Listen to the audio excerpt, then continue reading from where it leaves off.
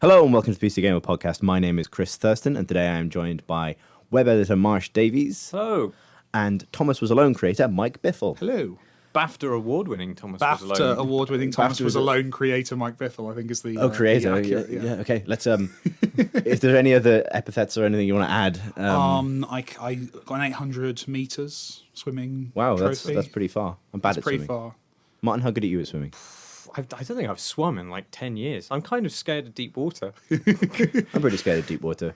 I mean, I think it goes with being small. Yeah. You know, neither of us are tall people. And No. But surely that makes you lighter and more buoyant, does it I not? don't I am made float. out of like mostly flab, so I should Nice. float. But Yeah, I struggle to float. I think about it too hard and I sink.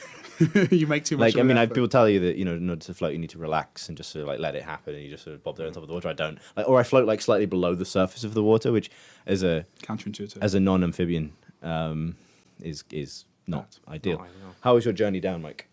It was lovely. I found a very nice bit of the train with a table. Oh wow! I sat there with my laptop and I made stuff, and it was nice. Very nice. Well, you did I listened to some- the Bowie album as well, the new Bowie album. I haven't heard it yet. It's really good. what were you making? Can you say? I was making Project 2. Yes. Could you? You probably can't talk about it, but can you describe it in vague, caveat-laden terms? Vague caveat-laden terms. Can you make wild promises for it? It's fully no. What can I say? It's kind of it's 3D, which is a big step. It has art, which is a big step on from Thomas.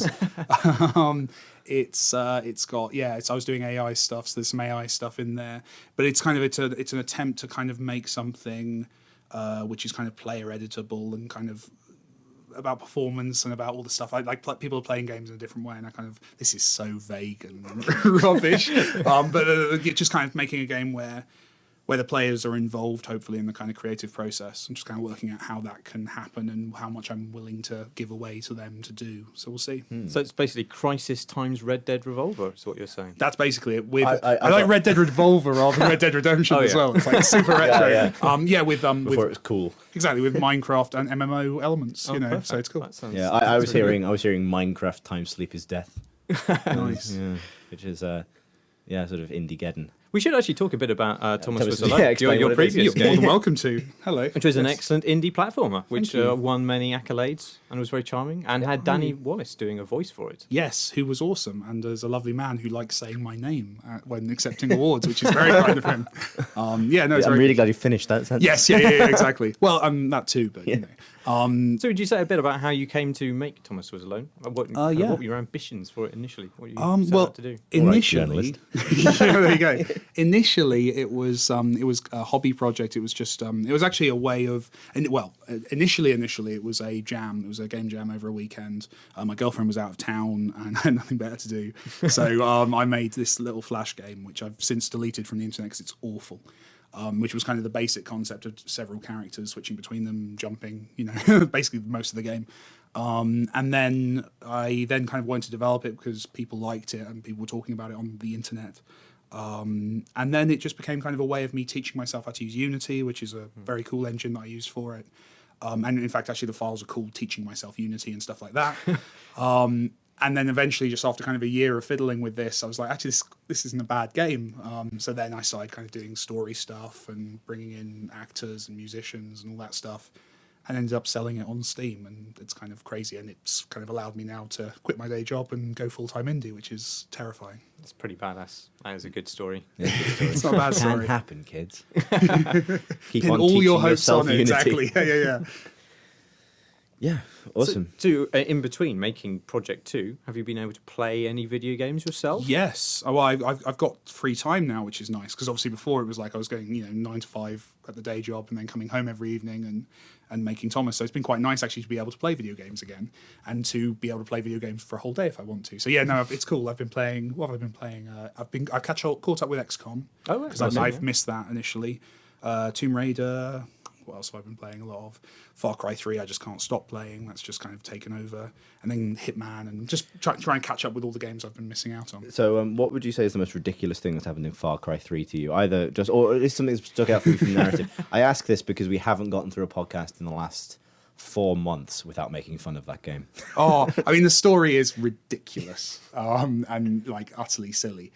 But apparently totally kind of satirical, and all that stuff you hear from the writer say, oh yeah, no, we totally meant it to be rubbish. But the like the gameplay stuff is lovely, and like the kind of the emergent scenes. I ended up in a weird situation where I was sniping from a hill over a base and kind of taking out guys. But there was like this AI car that drove around in a circuit around the hill I was on. So I had to time my sniper shots to a moment where the car had gone away, kill someone, hide while the car went past, kill someone, hide while the car went past. And it was just a really nice, I love that side of it, that kind of emergent kind of moment. Yeah. But yeah, the story is ridiculous. It's emerging to a point, though, like those guys looking out the window of the car every time they drive past this base, seeing one more guy has died. Yeah, exactly, yeah. Sort of thinking, something's up, but let's keep going. It's that video game logic of the stealth game where the guy's like, oh, he's disappeared.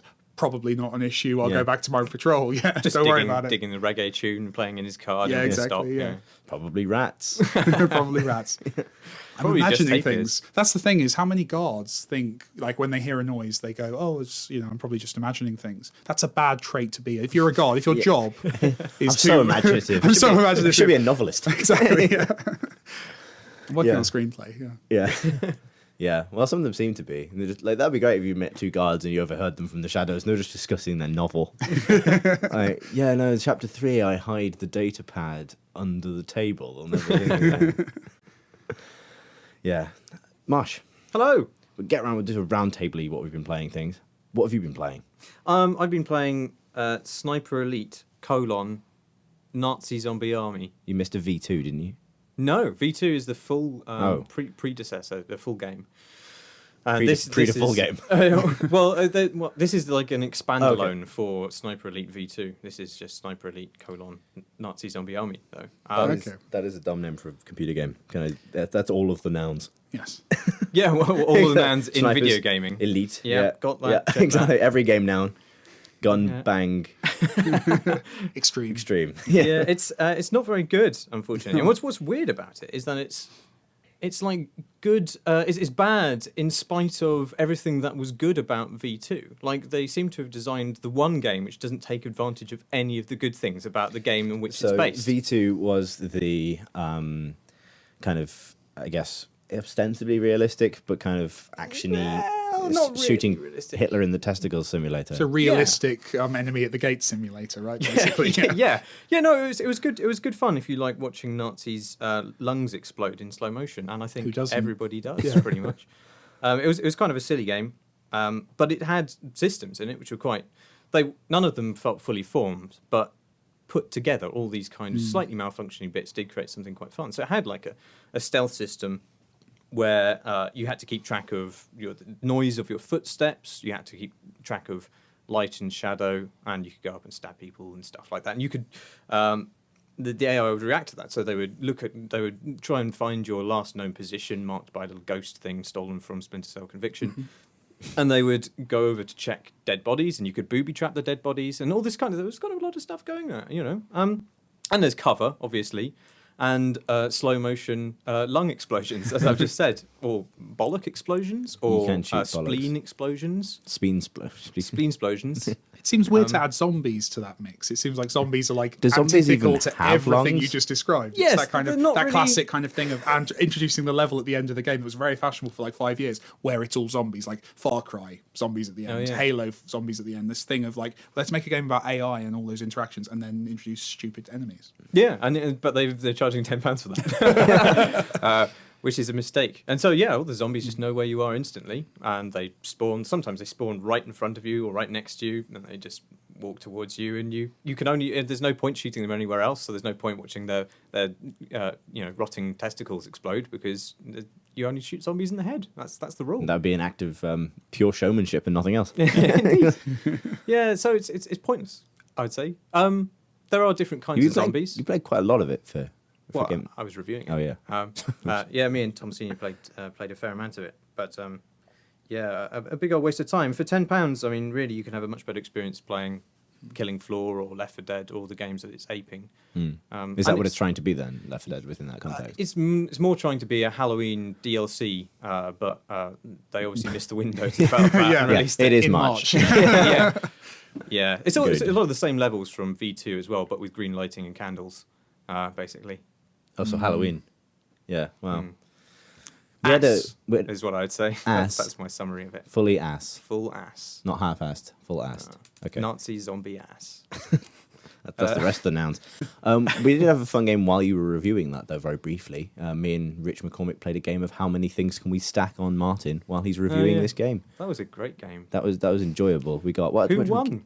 Well, it was Rich who eventually knocked over the pile. We were basically just playing Buckaroo because we're professionals and we have jobs and lives. Much like a donkey. Yeah. Much like a plastic But donkey. we got a biscuit tin, a takeaway bag, a selection of cups. I have to say that scarf. That didn't make the Does a experience of scarf playing... count? That doesn't seem like that would be so hard. The way we wrapped the scarf around his head was creative. Oh, like okay, a kind cool, of like a top knot kind of.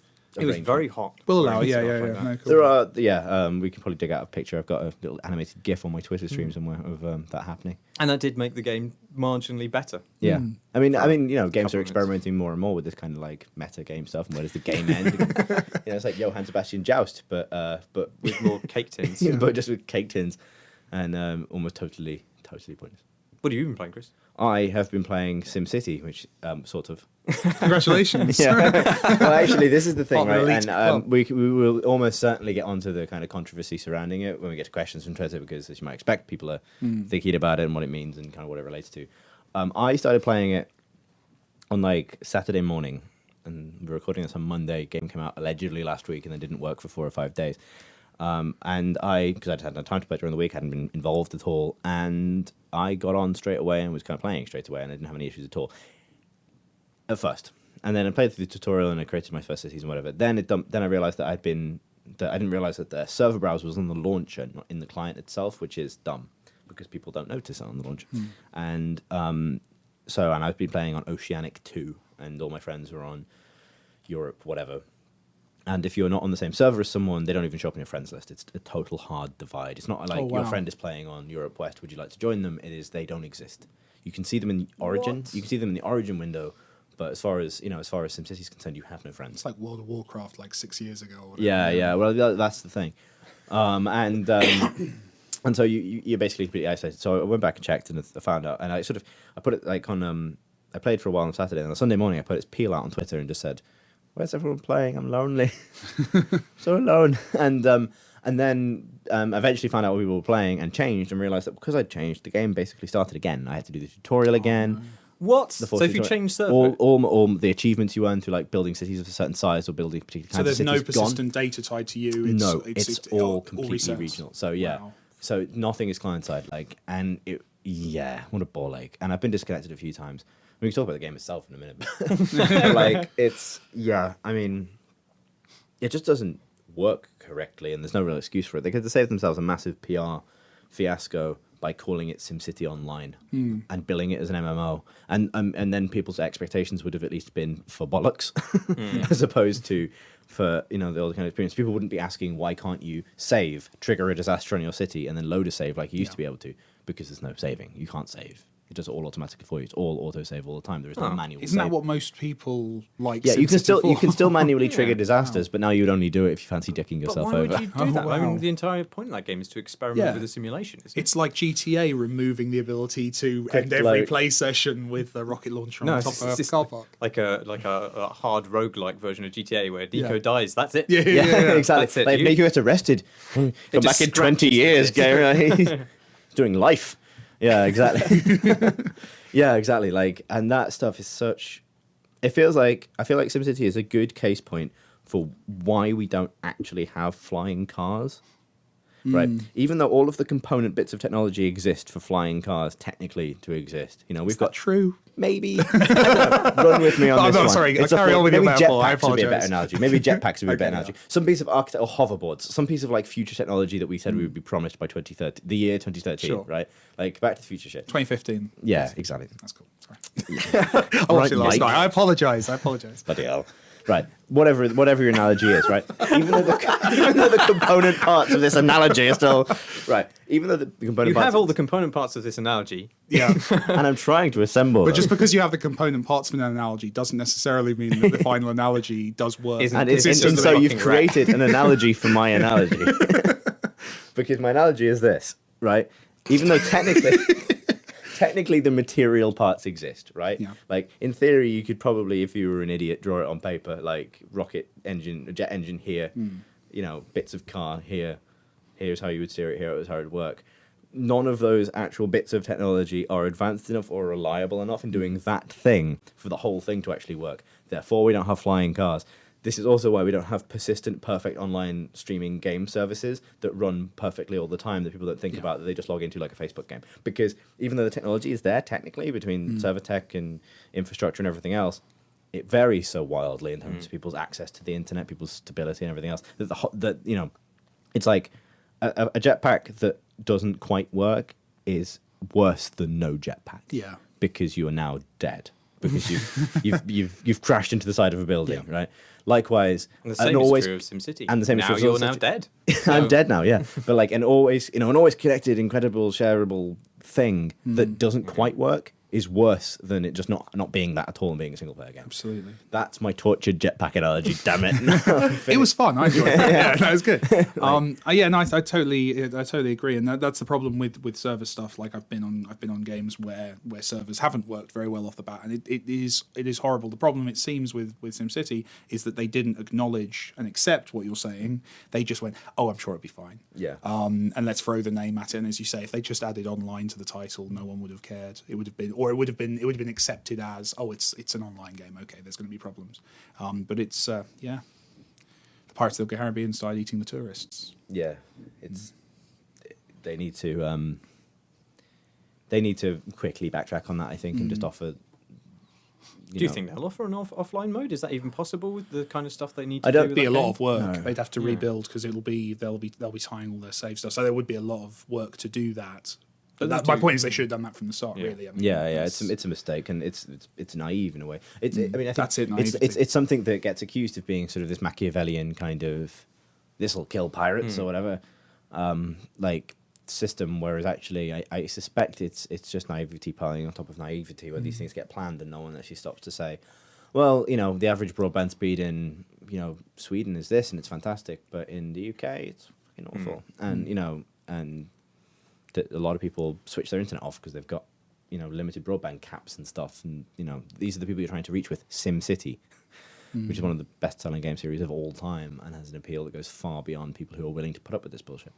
But the game itself and what you do in the computer game, which is always the most important thing, is pretty good.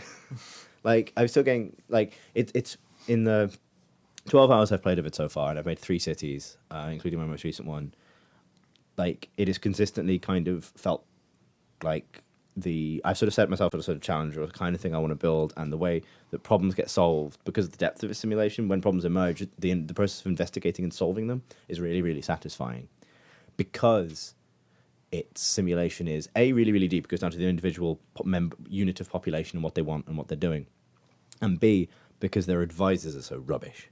Like the advice that pops up, the kind of traditional talking head that says, oh, not enough workers or whatever, is often wrong. All it can be taken of is a symptom, not the actual answer. So it says build more, and you shouldn't. Like, I had a problem where my main city now, which I've built on a server, which we'll hopefully be sharing with PC Gamer Office and anyone else who wants to join, is called Nova Furstengrad. And it's a fucking shithole. I struck for like industrial, kind of in tune with nature, and I've ended up with just industrial. It's full on. Like, you drive into town for the first time, and you've got like a sewage plant, and then a power, like, and then a coal power generator, and then heavy industry, and then if you turn left, you go into what was ostensibly going to be this kind of like urban planning project, where I'd created these sort of circular roads with the intention of building parks within the smaller parts of the circle and expanding into the wider parts of the circle with spoke roads. So to kind of encourage the city to grow in a way that was kept away from the pollution, was kind of nice and good. But unfortunately, there's no room for it to expand there because the roads are all slightly too narrow, and redeveloping it would cost too much. So I've ended up with this scrubland, so dotted with only the most impoverished members of people in the city. And this is directly under the shadow of City Hall. You basically reproduced the entire kind of 1960s building planning exactly. problems that happened it's like across the world. I pressed the wrong button and I got like Milton Keynes. God. Actually, Milton Keynes is the city of the future, so they pulled it off. But you know what I mean? Like, I was saying this earlier to Alex from Edge, that they should have had like a rating system, because all the cities you build are very American because grid patterns work so well and stuff like that. I tried to do a French system with like spokes because like that's all. The grid pattern is actually English. People forget that it was an English design in America. Yeah, it's another thing they've taken the credit for. Well, I mean, it's because we didn't apply it to our own cities in the UK because they were already built by we're inventive, but we're very, very lazy. Yeah, exactly. We're not going to redevelop our own cities. But when we built new cities in America, they were grid pattern, where the French were on a spoke, so like a roundabout with the spokes coming out and like so like center of outskirts of Chicago is a good example of that. Anyway, this is a complete diatribe into like American architecture, but yeah, they should have a rating system where it's like, congratulations, you've built a Chicago, or like, looking like a bit of a Baltimore, like, oops, a Delaware, like, you know, that kind of thing.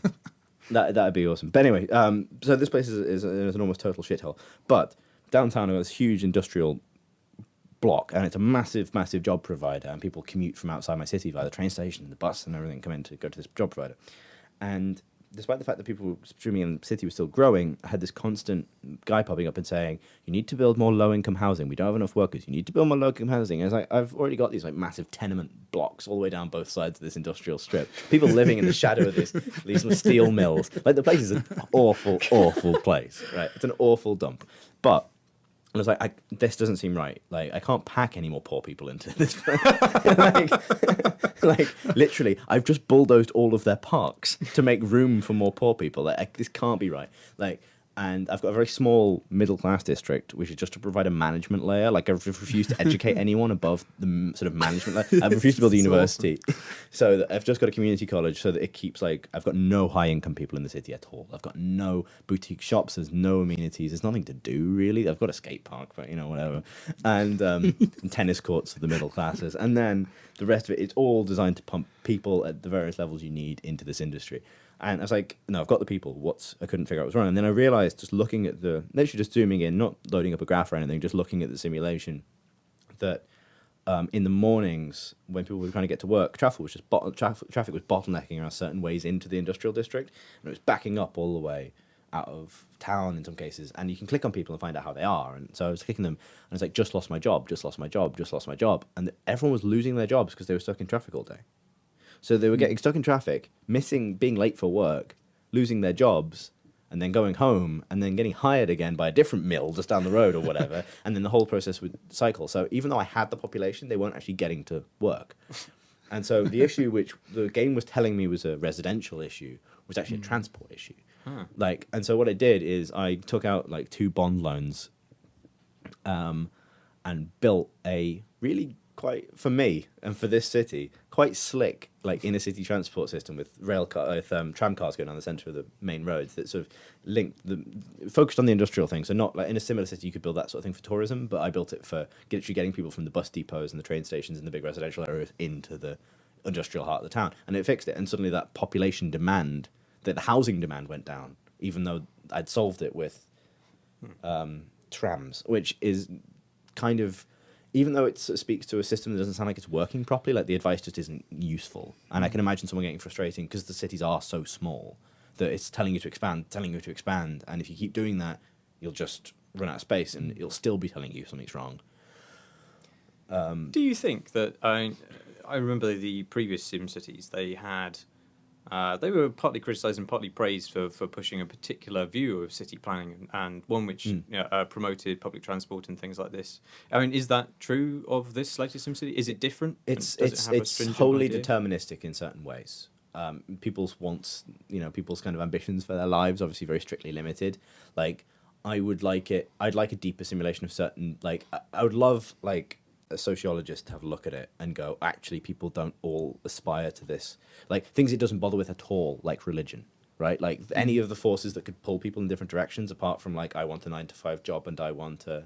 Like, imagine if you could have an art scene bloom in your city. And if you were the right kind of city, if you were tourism-oriented, then that could be amazing, right? What do you think? Well, how do you rate the chances for Nova Thurston's grad art scene? Well, no, but like it's it's got a skate park. Sounds like Banksy would love it. Yeah, yes, it could well have. It could. There's a lot of satire. There's a lot of disenfranchised disenfranchised kids in this town. Like, it could easily generate some kind of like underground thing.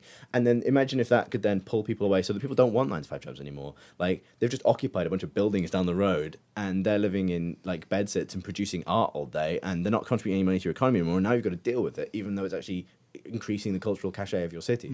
Like that would be an interesting tap into real life, kind of how things actually work, and it'd also maybe have a political angle. It's deeply apolitical. It's sort of, I mean, you know, it's like being green is probably the ultimate goal, which as it probably should be, but unless you have neighbors, unless you have other players sort of playing in your region with counter objectives, like I really want to get into so I built my first city as probably almost deliberately as this kind of industrial monster, because I kind of felt like it's probably what fewer people are going to do. Most people want to build the city they want to live in, and no one's like, I'm going to build this complete shithole, this profitable populous shithole. I mean, because the city's doing well, it makes a lot of money, and it's got like almost 200k people in it now, but it's just that's what matters. Yeah. Oh, yeah, from my point of view, like I'm winning, numbers are going up. You can buy art. Yeah, exactly. Themselves. Yeah, exactly. Well, no, I mean, I'll start a new town down the road, ship all the money out, and outsource all the poor people from the other town can go and work in the industrial town,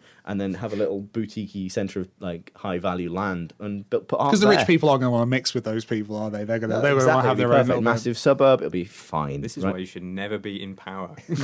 I wonder if the complexity you're talking about, the kind of the depth of the simulation, I wonder if that's a decision based on kind of the sociological views of the makers, or if it is actually a design kind of choice they're making, because obviously the problem with depth in simulation is that the deeper your simulation, the less predictable the outcomes are. So the kind of the issue you're talking about the advice being wrong would probably become more pronounced the deeper the simulation got in terms of politics, in terms of, like you say, the art scene. I wonder why they've drawn the line. I wonder if it's actually a game design choice rather than sociological. I mean, it feels like a puzzle game in some ways. It's always going to have to be somewhat cartoonish in its representation, isn't it? In order for you to understand it, that's the thing. If you did like, you know, a theoretical, absolutely realistic simulation of city planning, you wouldn't be able to play it without degrees in those schemes. So it's kind of interesting. I just wonder how much more they can push those things. I'm not saying they shouldn't. I'm just interested in how far they can go. It was less a serious suggestion, more of a kind of just shooting the kind of what I would like a city simulation to do. Like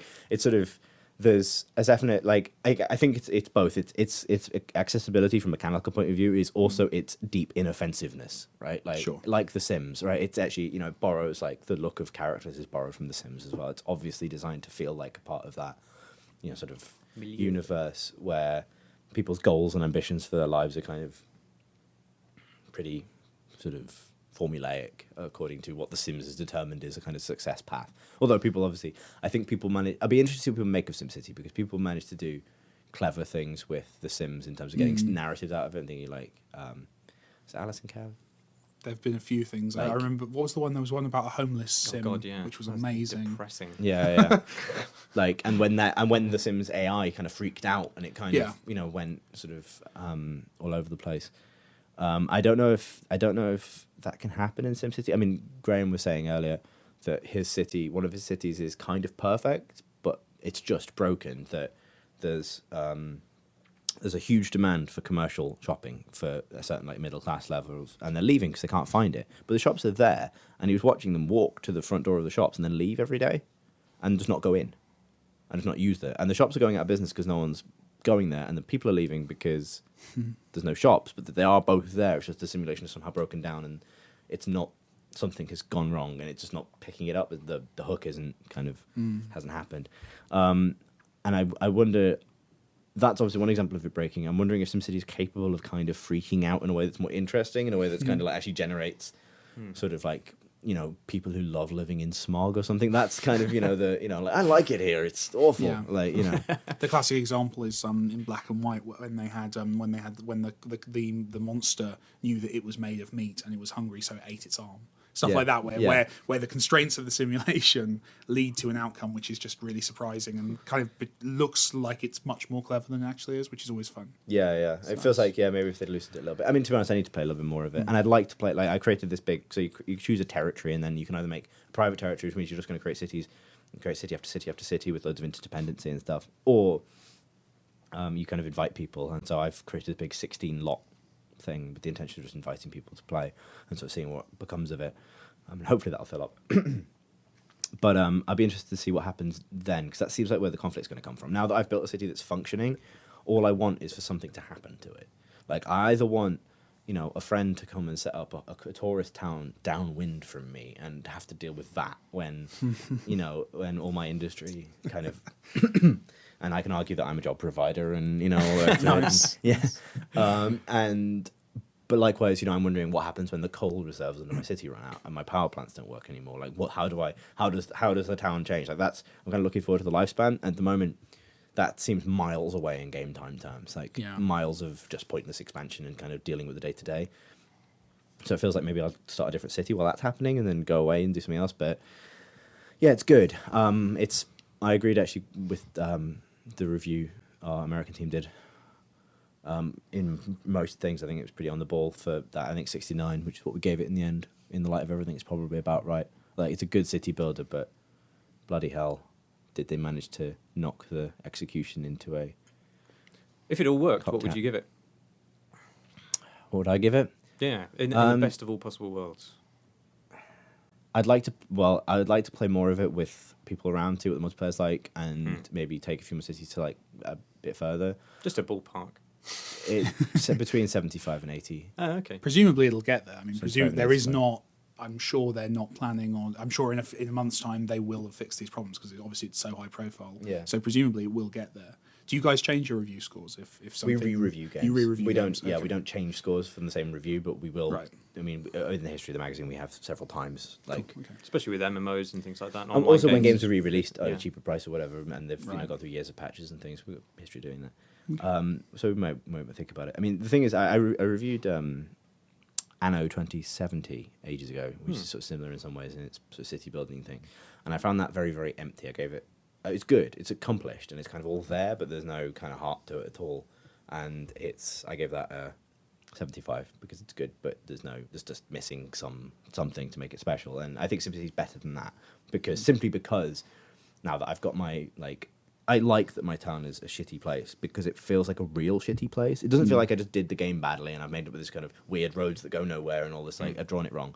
It's like, this feels like a decision someone might have made that they thought was brilliant at the time, and all it has led to is scrubland picked over by poor kids from the centre of the city. That actually happens, and that is kind of given it maybe some of that spirit that it otherwise lacks politically. It's very telling how affectionately you describe it as well. You clearly you're already emotionally invested in this horrible town. Yeah, exactly. Which is awesome. So something's working. Yeah, exactly.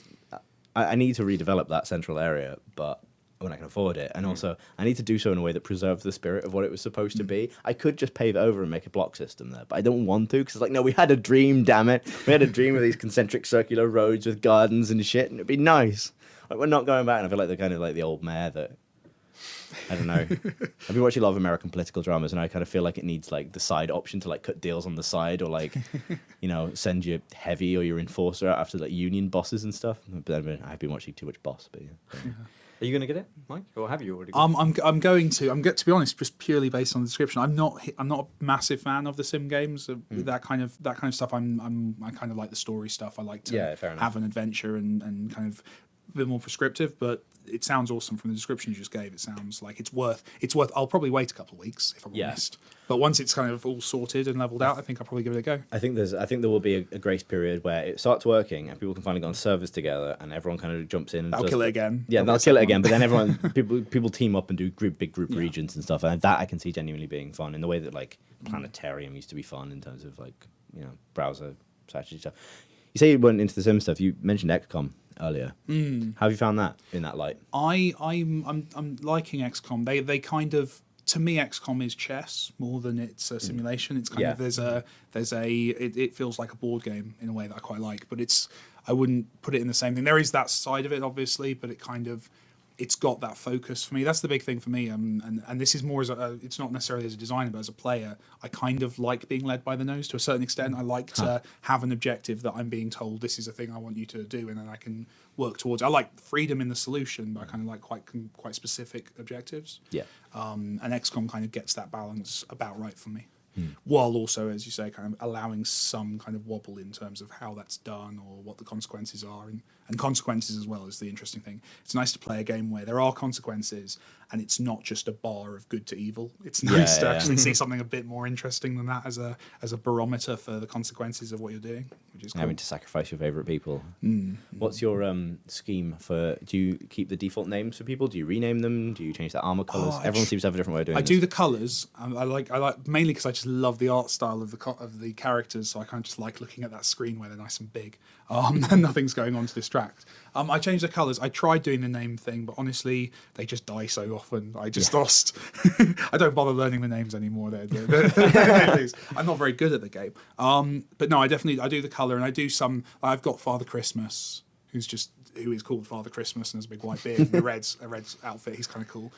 So there's a few things like that, but I didn't go in with a specific plan. I know guys who have kind of gone, right, I'm going to name all my characters after Firefly characters and all this stuff. And it's like, so I've kind of messed around the edges a bit.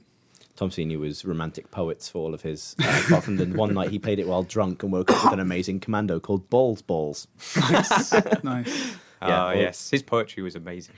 All of my shame he died in that boating accident. That was that's interesting because like people like I took it pretty seriously and had like a class system that I established using the. It's all about class to me, apparently. We established that is a theme that's emerging. Classes in game classes, like so. Medics were white, medics wore white, and assaults wore red, and snipers wore black, and like heavies wore blue. I think. You were in my game, Marsh. Good. You survived. Oh wow, that's pretty good. I bled to death on the floor of the final boss room. I put myself in it as like I was a medic. I bled to death. I like that you placed yourself as the medic. That's very telling. You're kind of the support. Well, no, I made myself at the start, and then I got promoted to medic. All right. Yeah. So that was. It's weird how you sort of. I guess that's maybe the level of control I would like in SimCity as well. Like if you could parachute in a Sim save file or whatever, and have those people running around, following their objectives. Maybe that's what they want to do with it one day. Really have that personality kind of bubble up through the thing. Talking of disposable automatons, shall we move to Twitter questions?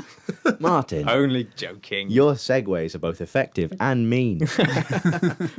Yes, we should, because we have loads of them this week. Absolutely loads. So there's some we might have covered already in terms of, SimCity and that. And some of them are specifically for you, Mike. Oh, right. Okay. But I'm going to litter them kind of throughout to surprise you. Nice, okay, cool. As opposed to, like doing it in any kind of structured way. No, where okay. people would understand what we were talking about. Day Sumner asks, I think I'm saying that right, is there any point to Blizzard's hype of the Heart of the Swarm launch after such a long public beta?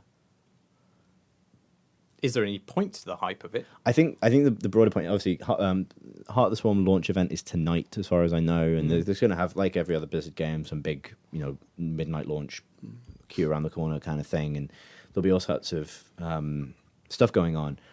I think the broader point is beta is becoming such a disposable term in some ways, and the idea is that people have played this game, right? Heart of the Swarm's out this week, but people have been playing it in beta for a while. People haven't played the single player, but they're broadly familiar with it. And plenty of games now go to live from fully playable, like PlanetSide or Hawken or MechWarrior Online, which may be still in beta. Like, it's become a marketing term more than anything else. Like, it doesn't mean beta anymore in the traditional software development sense. It's nothing to do with like how much progress you've made in the development of the thing. It's absolutely just like Dota 2, right? Technically, it's from beta and it's restricted, but everyone's got 1 million invites in their Steam account, so it's not at all, right? And I guess that's the question. Is there any point to... Well, it depends whether you consider marketing people to have a point. I think they probably would. Yeah, obviously they need to sell the game. We're talking about for it. That's they've achieved their objective. Yeah, but that means he's achieved his objective, which is to make us talk about it by asking us a question on the internet. Is he marketing? He's being used by the marketers. Oh, no. There you go. The great conspiracy continues. I mean, okay, from of course. From a marketing point of view, it makes sense to generate hype around a perceived date, because that's a handy way of locating it. But at the same time, I think it's worth pointing out, really, that... Well, actually, this has affected us, right? this has affected us when we've reviewed games, because our policy is, and maybe it's not clear enough expressed on the site, but it is elsewhere in the magazine at least, we review games when you can pay for them, right? Whether the developer has said they're released or not is really not. We've made some exceptions to this in the past, Minecraft being one of them. But like, we generally... Yeah, we reviewed Hawken before they wanted us to, essentially, but because, they were charging because you could pay for it. Yeah. And like, same with Dota 2, like, because they were charging 25 quid for a Dota 2 key. So as far as we're concerned, we need to provide consumer advice. Like our goal to a great extent is to tell people, is this worth your money? And if people like, and I think maybe to an extent, maybe not in Blizzard's case, not in StarCraft's case, but sometimes these betas are used as a way of essentially holding a game back from criticism, while still actually making money from it in terms of item sales or whatever. Yeah, I think that's what threw me about this particular question, because I don't see anything especially dishonest in what Blizzard's doing. They just seem to be promoting a game and in this case, it's no different to like Mists of Pandaria being in beta and then launching like any other MMO expansion. But I think the broader point is worth raising. There is the flip side to what you're saying as well, that kind of from a developer's point of view, they are... It's a big deal to say this is not in beta anymore. That's a statement of, you know, as you say, holding back criticism. But when you say it's not, that's you welcoming criticism. I think that's a kind of it's a big deal to kind of draw a line in the sand and say, right, this is the game. So I think there's that, and it's a closure to that, and obviously it will continue being tweaked and developed as these things always are. But I think there is something on the developer's side of saying this is done now. Yeah, it's a big deal. I think I can certainly see it as a big deal for the developers. I think there has to be this sort of like mutual middle ground where even if you don't think it's done, the moment you start asking members of the public to shell out, this is where it's going to get really confusing in the next couple of years with like Kickstarters and paid for alphas and like the idea that you pay, you know, the Minecraft model of $6 now, but it'll be $20 eventually. Like all of that stuff complicates this. But are you not tempted to do a Kickstarter for Project 2? Sorry, just a no. It's an excellent. Tempted. Yeah, I was kind of thinking about it. I mean, I've touch wood, been very lucky with Thomas in that Thomas is kind of the Kickstarter for Project 2 because it's done well, and I'm kind of using those funds. So if people want Project 2 to be slightly better, they should back up your Thomas. But it is tempting because honestly, you look at these channels and you think, actually, I could do a Kickstarter and I could probably get X amount and that would be useful and obviously that would make the game better. I struggle with it kind of on a moral level. I'm not sure yet. I'm not saying it's bad. I'm not saying, please don't anyone tweet me and say... Keep your options open, Mike. I am. I'm not sure, and I don't want to criticise anyone else who's doing it because I think it's the only way certain games are coming about. But from my personal perspective, I don't need a Kickstarter to make Project 2 at this time, so I'm not going to use it. If I was... 2 years ago and didn't have the money in the bank to be making something and everything, I think I'd be much more interested. And I did do a very small kind of campaign for Thomas because I wanted to get professional voiceover acting, and that costs a lot. But yeah, for me right now, I don't need it, so I won't use it. That to me is the definition for Kickstarter: is if I need it and I can't do it any other way, I'll ask people. But otherwise, I don't like charging money for something that's not done yet. Yeah. But I don't know what it is. If I don't know what it is, I don't expect you to pay me for it. Yeah, there's an interesting... I was talking to Graham Boosley in the pub about this the other night, so I'll try and see how much of this I can actually reconstruct coherently. But there have been Kickstarters where nobody's been particularly interested in the actual end destination of the Kickstarter, but they wanted all the rewards. So maybe, not mentioning any names, somebody gets his kind of celebrity friends to produce things which are cool, and as rewards, that doesn't really cost him anything. Costs his celebrity friends a small amount of time, but lots of people want to buy them. But they don't care about the end goal, and maybe that end goal never gets fulfilled adequately. But does that matter in that case? Because people weren't buying it for the end goal; they're buying it for the rewards. This is where it gets really shaky because there's another, it's kind of the same kind of issue from a different angle, which is that is Kickstarter pre-order debate that takes place.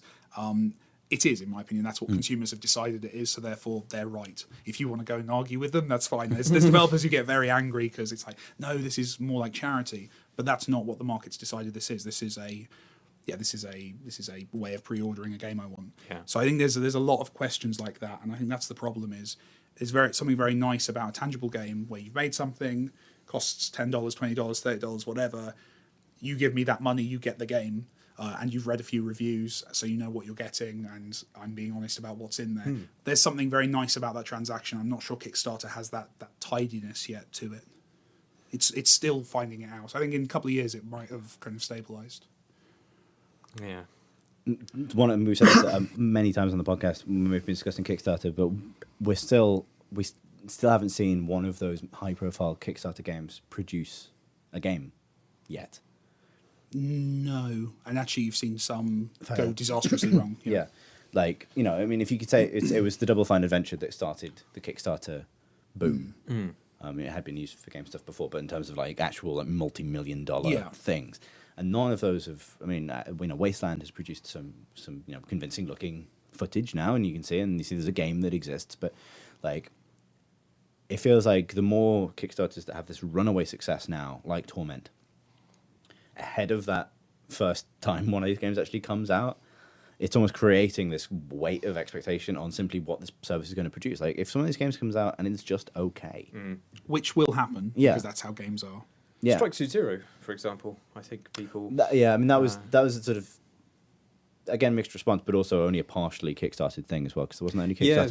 It was only kickstarted over the finish line, like it was already substantially far along. I think it was even quite playable. Like that, when and that seems to be the point at which it's kind of really acceptable. Is when you've got a finished game, you know you're going to finish it, but at that point, you might as well do the marketing as a form of pre-order, which can also improve the quality of your game in that last. That's why I used it on Thomas. I mean, Thomas wouldn't have had the BAFTA-winning performance from Daniel Wallace had I not used something like this. And that was a case where the game was going to get done, it was going to come out. But I thought there were probably enough people who would be excited by the idea of a professional voiceover on it that would be willing to kind of take a risk. And you reward those people. I gave them loads of free copies of the game. I gave them loads of stuff in addition. Because those guys are like the true fans. And that's the problem is I worry about the balance with these of kind of...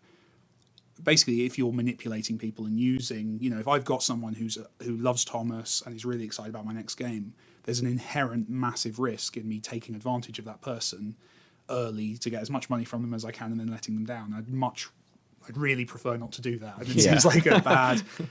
because you don't always... you can like a creator and like the work they do, but not like everything they do. Yeah. And, and that's where it comes down to this divide of are you pre-ordering or is it charity? Like, if someone says, I just want to give him money to do whatever he wants, even if I don't like it, then that's actually quite a substantial act of charity, and it's not one that's necessarily at the forefront of people's mind. Like, people are saying, like... you're not kickstarting Thomas 2, you know what I mean? Like, I'm doing it again edition. And that was a specific objective, was to not do a sequel, was kind of one of the biggest things, because obviously that's the thing I should be doing, but I'm stupid and I'm not doing it, because I didn't want to capitalise on that in that way. I kind of wanted to just do something else, because that's what being an indie is. There's no point being an indie and then getting into a franchise that's immediately wrong. There are many different things you can be independent from. It's not simply a publisher. It'd be ironic to to keep those constraints. I'm sick of publishers making us do sequels all the time anyway. Exactly. But it's interesting how Kickstarter is starting to repeat some of these patterns. So, everyone got very excited about Kickstarter, because it's like, finally, with the Double Fine thing, finally, we can get the games we want, rather than, people just making the same game over and over, going back to these tired things. Finally, an adventure game. And then if you look at what does well on Kickstarter, it's people who made awesome things 10 years ago remaking those games, essentially. In terms of a lot of these, there's a lot of sequels, there's a lot of people going back to the same genres, and that's kind of, it's interesting that that's happening. It's not always the case. There's a lot of very cool, interesting stuff, but it is interesting that the market's kind of proving that it really does kind of want more of the same in a lot of ways. Well, it's sort of like, it more than anything else, it expresses a dissatisfaction with the pitching process, or whatever, the assessment process at publishers who are buying and running with and making series out of these kinds of games. And there's a lot of people sitting around going, I really wish such and such had such and such. And it's a self-fulfilling prophecy to an extent, because the reason that people really, really want to know what would have happened if, Elite hadn't kind of faded away and Space Games hadn't faded away, probably wouldn't be thinking that if we had like Gears of Elite every year. The yearly Activision franchise.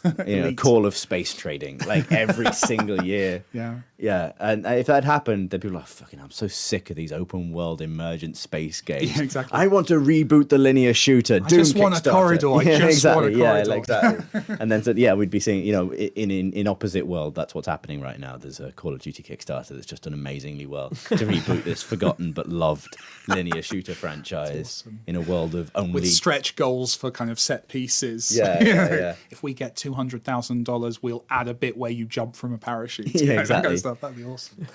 Yeah, there'll be a bit where you get knocked over, but your gun is slightly too far away, and you have to hammer W to crawl towards your gun. If you can get us up to $250,000, we'll add a bit where you lose all your weaponry for no apparent reason. That's going to go in. I actually had this thought the other day. I was like, "You're making me nostalgic." Yeah, I know. Yeah, right. Like, am I going to live long enough to see? No. Sorry. That's weirdly threatening. Yeah, very specific. Yeah, exactly. Am I going to live long enough to see like people reboot Mass Effect or Dragon Age? Like, do these kinds of like will I live long enough for like one of the RPG series I've really loved to be rebooted in like you know, like to get like 20 years? Do you remember Mass Effect and before the dark times, we're going to reboot that, and like all like Casey Hudson comes out of retirement to run a Kickstarter for a revitalized my closer to the original vision. Like, yeah. I remember myself feel old. You'll see that. No, you will see that. I mean, and the cycle's getting tighter and tighter between kind of the original and the reboot, Yeah. I think, oh, God, yeah. Especially like with Tomb Raider, obviously, is a great example. Which is the next question as well. So cool. Yeah, so I'll shut up and let No, we can move on to it completely because this one's very much targeted at me. I reviewed Tomb Raider. I don't know if you... What did you give it? 75. Okay. Here's a question. Why are you so corrupt, Chris? God, we can get into this as well. This is how corrupt I am. Matthew Nash asks, why did you hate Tomb Raider so much? Was that, what by giving it an above average. Yeah, by giving it the score that means good. It was pretty good. Wasn't anything you described at all other than multiplayer. So, yeah, okay, fine. Criticism of my review, which is fair enough. And it's been criticised reasonably vocally, but some people, I think, agree. There's a few sides to this. What did you say, or is that what you... What did you say? I'll get on to what I said about it. Essentially, I mean, it's worth having the caveat for this that we used the whole review scale. 50 is average. 75 is good. Anything above 75 is in sort of like great or classic territory. I don't think Tomb Raider is great or a classic. I think it does some things very well. But I think you've got to leave some room at the upper end of that scale. I know that like not all the scores kind of maybe people agree with, and not all of them mesh with that. And like, but all you can do is keep moving forward and keep trying to give the correct score to games. And if people are like, if you gave this game 80, why didn't you give this game 75? You're kind of missing the point of, well, it's so subjective. But, we have a review scale, and 75 is good, on the verge of being great, but not there. Anyway. So what I said about it is, I think it's very accomplished at being what it is, which is a third-person shooter that's heavily inspired by Uncharted, and other kind of very linear console platformers with, the sort of the top layer of a bunch of interesting ideas there, like the tomb exploration and the leveling up. However, all of its actual interesting mechanics, like the tomb exploration, like the leveling up, are too shallow to be individually impressive. Leveling up is something I went into detail in on the review, which is the reason it's nice in theory that you can go off and hunt deer to get experience points to level up, but the things you gain when you level up are just like the ability to get more points from deer. So it's a dead end. I cut this line from the review, but I did call it a design-wise a total cul-de-sac. Like it's a feedback system that doesn't give you anything other than the ability to put more coins back into the feedback system. It is shallow, right? A comparable thing would be if the upgrade system allowed you to get access to some of those traversal mechanics. So as an adventure game, it gives you like rope arrows, and now you can. It's based on the sort of Metroid school of you need the blue gun to open the blue door across the board.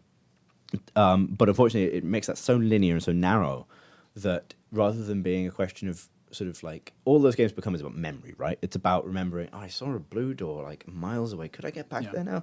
And like games like Super Metroid or Castlevania always rewarded you for remembering a lot, right? For remembering that like, God, 3 hours ago I saw something I could do with this. Tomb Raider is never that large in scale. So all you're doing is you can pretty quickly 100% it just by going around each area and being moderately thorough. There's no real challenge there. It's possible, but I don't really consider that true freedom, especially when the rewards you get are just more XP points with which to get more rewards.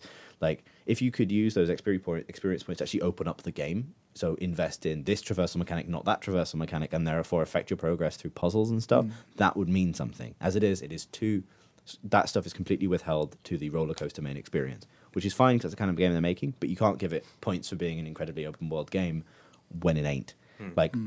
Far Cry lets you make much more significant decisions, even though half of its own points, its own level up system is about making you better at killing 5 dudes in a row or whatever. It is far better at making you feel like you've opened up possibilities within the game that you didn't already have based on your choices. Tomb Raider doesn't do that at all. Also, the upgrade path is strictly linear. Like they actually lock you out, don't they, into these kind of gradations? Yeah, and you just go up them. Like there's no you can choose which order you get which of these 4 boxes in, but it doesn't really matter. And the gun upgrades, which run concurrently alongside that, you want all of the upgrades. There's no like... And it's imperceptible, at least it was to me. I had no idea. You don't see, you know that things are, some enemies are getting easier, but you don't feel that. Yeah. Like even the ones that feel like they should be like a choice. Like for example, you can unlock silence of your pistol, but it obviously it lowers bullet damage, but it makes it silent. That you can then just detach it, which is obviously realistic. That's how silences work. Apart from the fact that you're assembling this silence out of bits and bobs you found on the island, in between, having a terrible time. So that's that. That in brief, and so that point of view, that whole system, the whole open worldness of it, it's nice that it's there, and some of the puzzles are genuinely the best bits in it. But the rewards and the way it encourages you to keep playing is too narrow. Like it gets compared to the Arkham Asylum games, and I can explain, hopefully briefly, without ranting about this too much, why that comparison does not work. In that, the reason the Batman games are great at this is because all of the different mechanics in that game are detailed enough and dense enough and kind of clever enough, like combat and traversal and puzzle solving, to support basically levels of skill. You can be good at it. You can be good at flying around as Batman and bad at flying around as Batman. You can be good at doing the puzzles quickly and doing all the Batarang stuff and all the rest of it. I'm thinking about Arkham City particularly, or you can be bad at it. You can be amazing in combat and never get hit and get a really huge combo multiplayer, or you can be kind of rubbish at it and muck through. And the reason that those Batman games are so good, as far as I'm concerned, is because all 3 of its objectives as a game come together in those mechanics. It is a satisfying open world game that can do linear stuff well because the actual mechanics of fighting are good and are satisfying. And the mechanics of the open world can fit in interesting ways into a linear scripted section. And thirdly, narratively, the better you are as a player, the more like Batman you seem. And that is the kind of fantasy, right? You want to be Batman. And the game rewards you for learning its systems and playing well by making you more like Batman. You can play through Arkham City as rubbish Batman, who gets punched in the head all the time and falls off things. That was me. Yeah, and that's that's fine. You still get to see the whole story and stuff. But it tangibly rewards you for the skill. And like when you get good at it, it's really satisfying to swoop in and do this kind of flawless takedown. Not just because it's mechanically satisfying to press the buttons and to learn that stuff, but because you're now more like Batman, and everyone wants that. Tomb Raider is the opposite, even though it's broadly similar and structurally, because no matter how good you are, Lara Croft will still fall over and cry and get hurt, and you'll have to hammer X to stop her falling off something. Yeah. Like, you have no control over her success, and therefore you have no stake in it. And therefore, this is what I was trying to get at in the review. Like, narratively, it fights itself, and we accept it so much. And I said in the final line of the review, and one of the reasons I didn't weigh in on the comments thread was because I said it in the review. You can't just say, okay, well, this game is to blame for everything that's wrong with linear games nowadays that think it's acceptable to just have a whole section where you hold forwards and the game plays itself. But you do have to start criticizing it. You can't, like, if you want games to reward creativity more and to offer something more meaningful to the player, then you have to say, okay, this is good, but I mean, as an experience, yeah, the things explode really well. It's beautiful, and the story's okay, and it's and I'll let someone else talk about it in a second. Let me finish this rant. And yeah, there's a spectacle that happens around you, but you're not involved in it. You're more like a film director or something. Like, if Laura's ziplining down a zipline, then it goes into a scripted bit where some guys come up and they cut the zipline. The zipline swings down, and you better press X, or you'll have to do that entire thing again. Like, there's no, you have no choice then as a player, right? You press X, or you don't get to keep playing the game. That's not interaction by any meaningful sense. Yeah. And I think it struggles with other things as well. Like, it starts, I mean, everyone's talked about those opening couple of hours and how brutal they are and how quick time eventy they are and how horrible those death scenes are and everything else. And there's a whole bunch of essays that will be written about that. Already have been. And, but when it gets more gamey and when Lara's power increases and she can no longer be threatened with the same stuff, she's no longer weaponless and had her arms tied behind her back like she is during the one section in the early part of the game. When she's got an assault rifle and all the rest of this stuff, the game can no longer pull its, oh, you're so vulnerable trick. So it needs to find ways to increase the stakes. And the ways it increases the stakes is by introducing every mini-boss you've ever fought from every previous third-person shooter, including Shield Man, Firebomb Petrol's Backpack Man, close range melee attacker. He'll get you if he gets in close, but get him when he's going over cover kind of guy. And big heavy club man. I like the guys with 2 helmets on top of each other. Yeah. Those guys are cool. 2 helmet Frank. And yeah, I mean, I mean, one of the things I've done for the magazine is a diagram of like all the inhabitants of Yamatai, this mysterious island, and this cultist. And unfortunately, I think Penny Arcade just did this joke in their latest comic, which is like, oh, hey, you finished your cult initiation. Which one are you? Oh, I'm two machetes guy. What did you get? Oh, I'm petrol guy. Like, and it's, I just don't, I think games should be taken as a whole. And I don't think you can go, yeah, but the story is this fantastic tale of personal strength and growth. No, it ain't. That's what it shows you. Sorry, that's what it tells you it's about. That's not what it shows you. Like, Lara is the luckiest person in the entire universe because she gets stranded on an island and all she has to do is push forward and everything is fine. Like, can you imagine if she ran up to one of those ledges and it wasn't just far enough away to jump and use her ice pick? Or like, could you imagine if, or if, she was escaping from a burning building and the explosions didn't happen like all the way in order. You know what I mean? Does every game have a burning building sequence now? That seems to be... This is the other thing, right? Like, this is the other thing is it does all these set pieces well, but it doesn't have very many original ideas in terms of like... things that happen and when, that whole burning building section is basically because the mountain blew up because it's full of gas. I'm doing a gesture of, no. I think there's a really interesting, I think it's a trend actually, and we call it a trend, why not? There's two games I can think of that this has been a very specific problem. I actually really like Tomb Raider. I'd probably put it like an 8 out of 10 personally, but I think it's a good well done Edge. Game. Yeah, all right. It's good, it works, so I'm tempering it with that. But a game I really hated last year was Hitman, the new Hitman. And I think it's a similar issue, is that there's a consistency problem in that these games, these are kind of old franchises that carry a fan base who like the old way, but they also want to broaden those out to this, the post-Call of Duty fans. And what you end up with is these weird hybrids where the one half shows the flaws and makes you uncomfortable with the other half. I think a pure Call of Duty Tomb Raider wouldn't be that bad. Like I quite like Call of Duty single player. I think these things that would work in its own context. But the problem is when you combine that with these nods that they're trying to make to this kind of existing Tomb Raider fan base, where they're doing the open world stuff. And there's that, I didn't realise there was an open world map until about 3/4 of the way through the game, where I realised, I can go back to all the places on the map that I was. I thought it was pure linear. I was always just running forward towards that glowing yellow pillar. And I think that's the problem, is I think that they're trying to do both things. If you look at, I think the reason Batman doesn't have this problem is because it doesn't have a legacy, because there are no assumptions. Batman is kind of the best Metroid game ever made. That's a terrible statement. I take that back. But it's trying to do it's doing its own thing. Whereas with Tomb Raider, and especially with Hitman really frustrated me because, I think Blood Money is one of the best games ever made. But the new Hitman had to, or was perceived to have to, take things in a more linear path. And because it knew there was going to be enough people like me bitching online about it, they kind of felt the need to do some Blood Money stuff, to do that kind of the space and the location.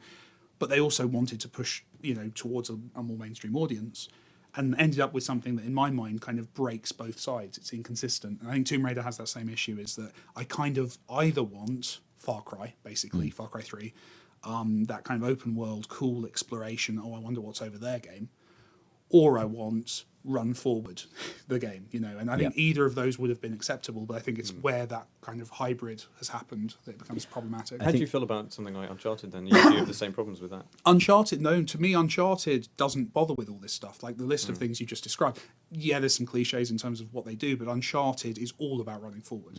You don't stop in Uncharted. You don't collect shit. You can, and it's there, but in a very token way. That's the other thing. All the stuff you described that kind of the stuff that for you added depth is all optional. None of it's on the actual kind of core gameplay. You don't have to go into those tombs, do you? If I remember right, no, you don't have to do the kind of the side stuff. Anything, and that undermines it. Anything, basically, it's this sort of freedom within limits thing. Like you're only given freedom as a player within bounds that the game can really carefully control in terms of what it gives you in terms of power after you've done whatever extra challenge it is, and also in terms of set pieces. I used an example. Someone in the comments pointed out a different way that scenario could have gone. I used an example where I tried to use my initiative in a combat encounter by basically turning the stealth route into the combat route.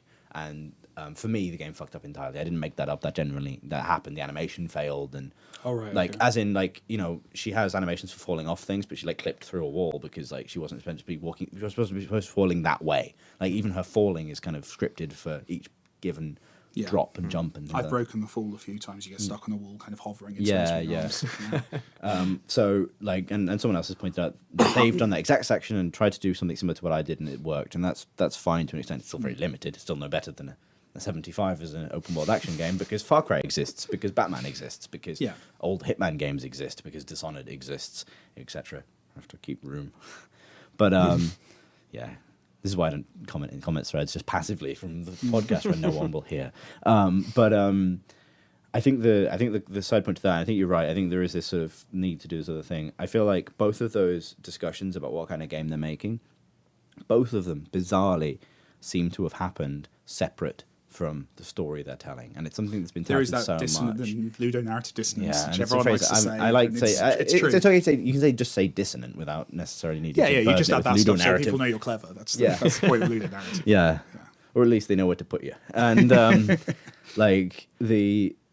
problem I have is that, again, we accept a certain level of dissonance for games, and that's fine because games are still figuring this out, right? They're still figuring out how to not do this, and a few games manage it, and the games that manage it tend to be the ones that are dedicated only to solving that problem. To an extent, and there's degrees, but it bothers me from a critical point of view from one side, and also from an expectations point of view, in that I think even though you might accept a certain suspension of disbelief, I think you need to be alert to how that process is working in order to be alert to the ways in which games can be better, right? You can't just blindly accept, oh, okay, yes, this, oh no, she's sad now, therefore I am sad too as player. No, analyze why that's working or not working. And for me, Tomb Raider, it didn't really work, even though I liked Lara Croft a lot as a character, and I liked her a lot more than previously. And I'm a huge Tomb Raider fan. Maybe it's the worth predicating that with this, that I've really liked Crystal Dynamics' previous Tomb Raider games. Tomb Raider Legend was the first game I ever got all of the achievements in. I love the kind of the skill level and the sort of the time elements of those previous games, and the fact that you could rerun levels to try and do them better and slicker and stuff. Anyway, but narratively, it's there's the old storytelling route, and I alluded to it earlier, which is show, don't tell. Don't tell people what is happening, show them. Don't tell them that a character is sad, show them that they're sad, this sort of thing. And it's something that Tomb Raider suffers from, a lot of games suffer from really badly, but it doesn't make it not a valid rule of storytelling just because we've grown used to just sort of accepting what we're, games suffer for it because they want you to be having fun.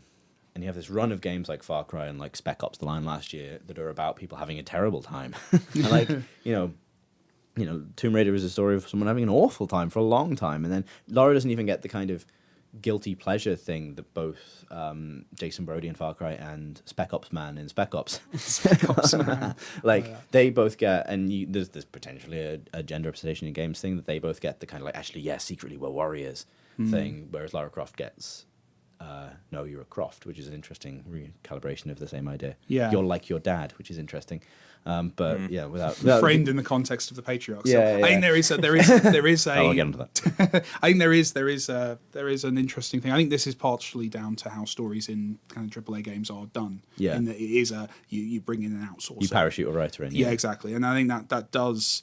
I think the story to Tomb Raider is excellent, and the game is good. And I think, like you say, it's where the two can kind of join. And I think it's why a lot of the best stories, I think, at the moment, are being told in indie games, because often they're written by the guy who's doing the game design as well. So I think just by virtue of production methodology, that's just going to happen. I think that's why you end up with the situation I described earlier, where the games that solve that problem are the ones that, when I say are designed to solve that problem, it's partly though because the same guy has had both problems in their head at the same time.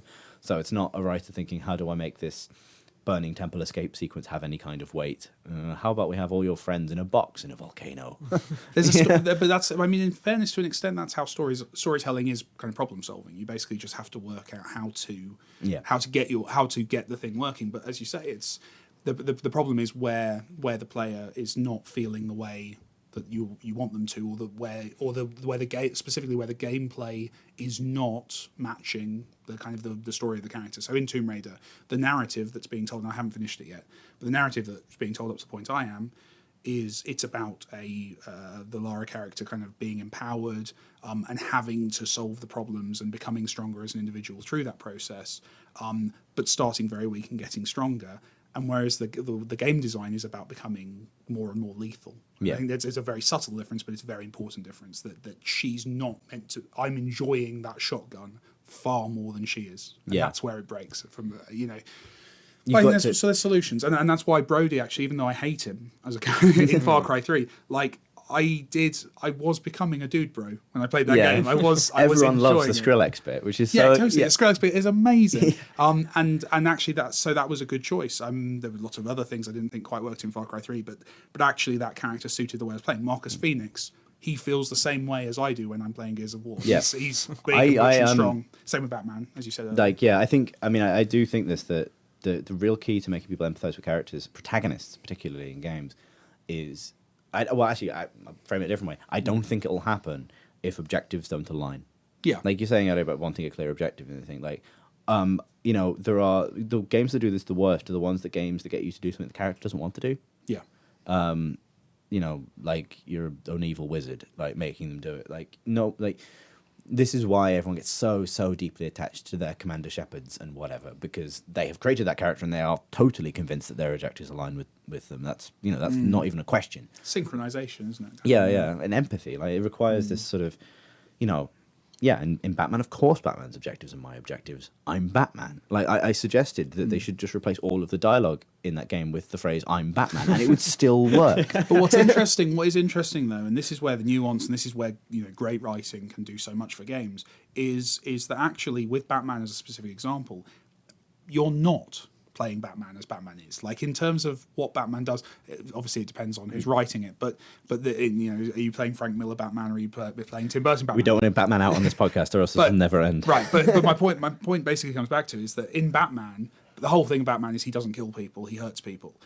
But you are killing people in kind of a game design context. Yeah, that's interesting. You are going around in a Batman world killing everyone. Yeah, the restraint is the game's, not yours. Yeah, and you're framed, and that's through great writing and great animation and great choices in terms of how they frame everything. You don't stop to think. You did just kill everyone. Literally, Batman's knocking people out is exactly the same as Snake's.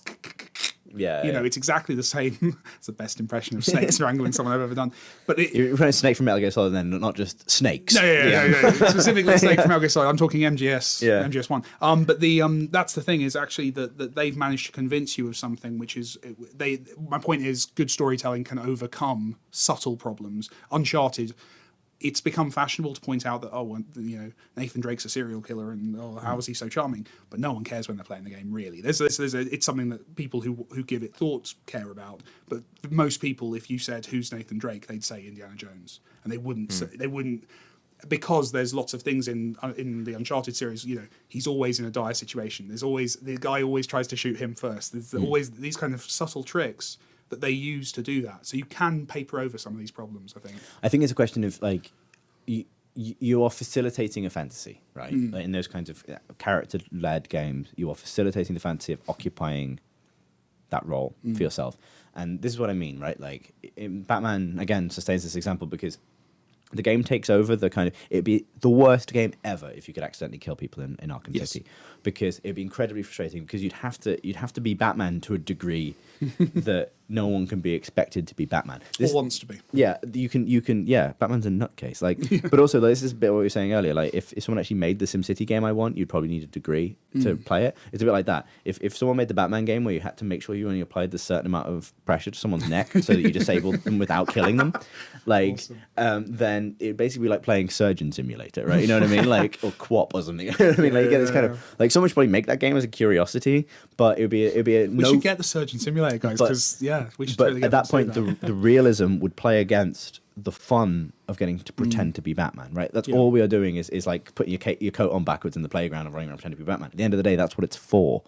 And the game taking that off taking that out of your hands and saying like, okay, you hit these guys as hard as you want, you won't kill them, you're Batman. That's my point, is you are killing them. Like in terms of a functional game but design like mechanic. you won't break the experiment of the fiction, right? Yeah. And then so therefore it kind of smooths that edge off a little bit and says it's safe to be Batman now. And then also if you get really good at that, you'll seem more like Batman. But you can do it, and then there was it was not a great game, but there was a tie into. You remember Disney's Atlantis movie they did? It was in the dark ages of Disney animation. But Disney made a first person shooter based on one of its feature films, and they obviously didn't want to have people killing people, so they came up with this whole narrative reason why you were zapping them to shrink them into a bottle and blah blah blah blah. It's a less massively broken version of that. Is you can frame gameplay, you can overcome these problems. I think with good writing can do that. Yeah, I mean, to bring it back to Tomb Raider, then I think the problem is that it can't frame it in a way that makes the narrative make any sense. Well, because they wanted the shotgun to feel awesome. Yeah. That's where it all comes down to for me, is that the game designer on that game sat down and made every weapon feel really good and meaty and awesome because they wanted that objective to be fulfilled in the game. But that actively works against the story. Fiction. But also, like, I think, and again, when a game is marketed based on so much on that fiction, on that particular kind of experience, you want to have a certain kind of experience. Yeah. Right? It's been proven that players, repeatedly recently, that players will accept a negative experience as a positive outcome from playing a game. Right? When I say negative experience, I don't mean like SimCity, the servers don't work. I mean, DayZ, I spent 4 hours of my actual life hiding in a bush, too scared to move. Did I have a thrilling adventure ride down No, I didn't, but it was probably the most meaningful thing that's happened to me in a game recently, right? There are gradations of what meaningful emotional response from a game means, and what I was hoping for from Tomb Raider, I guess, and the reason I was disappointed in what I thought it promised, and what it promised early on and didn't execute well at all, was the idea that you could have a more sort of focused, thoughtful kind of game based around those principles, like the precedent set by that first kill, where it's like, we're not going to gloss this, we're going to show you. Like, there's something that was horrible. It's horrible as well. First headshot. Yeah, because also they play it through like a headshot. Like, people who get shot in real life, they're not quiet and they don't die immediately, right? You know what I mean? Like, it's like one of those game lies, right? Another thing, games gloss to make it fun. Yeah. Like every guy who shot in Call of Duty crawled around crying. The Austin Powers cut to his family being. Yeah. That does happen in Spec Ops, doesn't it? Yeah, it does happen in Spec Ops actually. Which again, the reason Spec Ops does it well. Yeah. I like Spec Ops more than I like Tomb Raider. And that lines with Spec Ops story as well. That's the thing. Yeah, exactly. But that's and that's kind of interesting. Like, okay, let's actually look at this. Isn't this fucking horrible? Of course you would be upset, right? It's got nothing to do with how weak she is at the start of the game. It's absolutely to do with how human she is. That's great. Let's focus on that. Literally a second later, headshots are back to being video game headshots, where man falls over silently forever and never moves or cries or says anything, and his mates don't really mind. They just go, "The outsider's here!"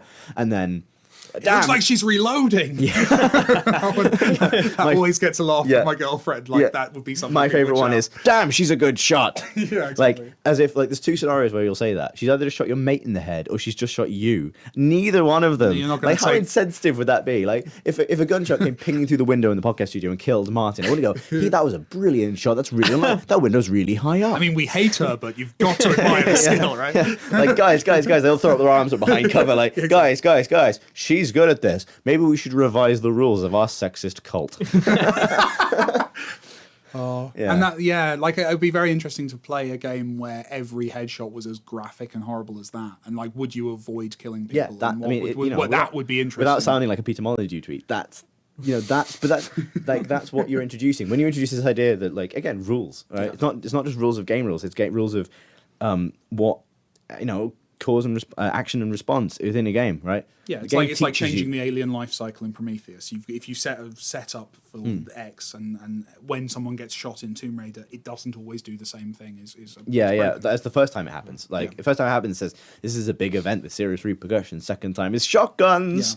Yeah. Same with hunting as well. The first deer is like really hard, and she's crying as she cuts him open, and then it's very, very short amount of time until it's a ping, excellent hunter, ping, master hunter. Yeah, and she's like, she's even more callous about very quickly skinning things than Jason Brody is. In terms of, like, she just like takes an arrow and then done, as opposed to his kind of like ka-chunk and then like, I'll have this entire hunk of lamb now, or whatever. That is allegedly a skin. Yeah.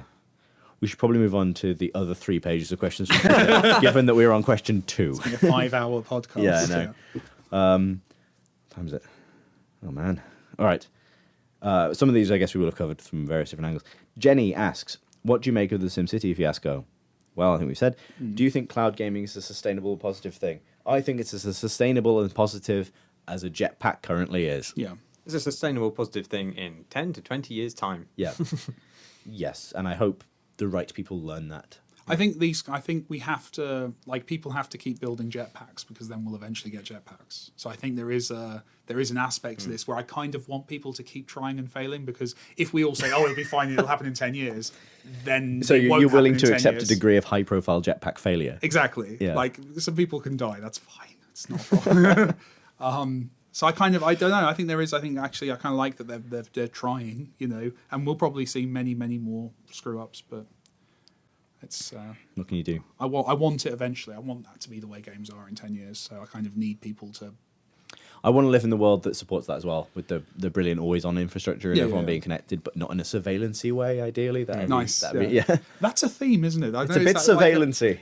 Like the PS4 launch event was all like people going, CCTV cameras are bad. Also, buy a camera for your bedroom. Exactly. Yeah. You can instantly share exactly what you're doing, but CCTV cameras are bad. Yeah. Totally. Thank God for the PC. We are still allowed to hide behind a name. For now. I use my real name on games now. Oh, well. Wesley Knight asks, been out of action with a broken rig for 6 months. Now that I have a decent laptop, what titles have I missed out that I need to buy? XCOM was going to be one of my suggestions. Definitely. Dishonored, presumably? Dishonored. Thomas Was Alone. That was a great game. BAFTA winning, I hear. BAFTA winning Thomas We've Was got a Alone. maximum of... Excellent performance from We've Danny got like a Wallace. 3-plug maximum, at which point Is the whole that thing right? shuts down. Yeah, so your health bar's flashing red at the moment. Okay. Oh, wait, I'll hide behind cover and wait for it to... Yeah, okay, film. yeah. It's fine. Touche. Let's think. What else came out? So 6 months would put us back to November-ish. Got Far Cry Far 3. Cry 3, yeah. Far Cry 3, yeah. I mean, that's probably going to take up quite a lot of your time. Super Hexagon. He has to be Super Hexagon. Oh, yeah. Definitely Super Hexagon. I love Super Hexagon. So good. Yeah. Dan asks, can you recommend a village, town, city builder that reflects the European model of settlements better than SimCity, which kind of reflects what we said earlier? There's that Paradox one. Cities Excel, isn't Cities there? Excel. And there's another one as well. Cities in Motion, I think, is the Paradox one. Yeah, isn't Cities in Motion the transport one? Don't know, not played it. The name implies. Yeah. Well, I thought it was actually Cities That Move. We should put it into the Ken Levine school of game design. Cities doing things cities aren't supposed to do. Shock. Yeah. Anyway, so maybe have a look at Cities XL. I actually know anything about it myself. So. I'm afraid not. Max Ursa asked like 3 questions, but we'll kind of go through them quickly. Can you advertise the PlanetSide 2 PCG outfit? Yes, we have a PCG PlanetSide 2 outfit, and it's really busy. And they have regular events and stuff, and they're run by a bunch of really awesome people. Actually, our officers are great. Main guy being Jakara. Other officers include that noob guy, Hairy Touche. A name I wish I'd read before I read it. You know what I mean? Like, that's what it was. And Max Ursa. And we've got when you can choose any name, it says something. When you choose yeah, that indeed. name, Yeah, doesn't it? mine's Chris. We've also got, if you go on the PC Gamer forums, pcgamer.com/forum, you can go to Play With Us section, and there's all of our like sub forums for all of our different games. We have guilds, and you should totally play PlanetSide with us. He also asks, with amendments to the Flash ATV and PlanetSide. Have you played PlanetSide? Mike? I haven't. I need to. I'll whip my through mates this are one. all obsessed with it. Carry on. I'll whip through this one pretty quick then. And there's a buggy light armor transport on the way as well. What would you like to see in the game? Well, as it happens, on Friday night I interviewed Matt Higby on Skype, and he had his Labrador in the background. It was very, very distracting on the webcam. So I guess I could talk more about the things they're actually planning.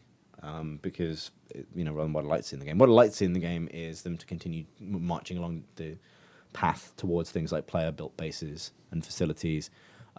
Smedley has mentioned, John Smedley, SOE lead chap, has mentioned like trying to get whatever technology they need to make it a seamless world with like oceans between the continents rather than warp gates. Still have the warp gates and stuff. I'd love to play that game, but I've loved enough Sony online entertainment games in my time to know that accept what you've got now, not the glittering promise of a future that may never happen. Star Wars Galaxies, never forgive, never forget. But the stuff they're doing sounds really, really positive and really cool.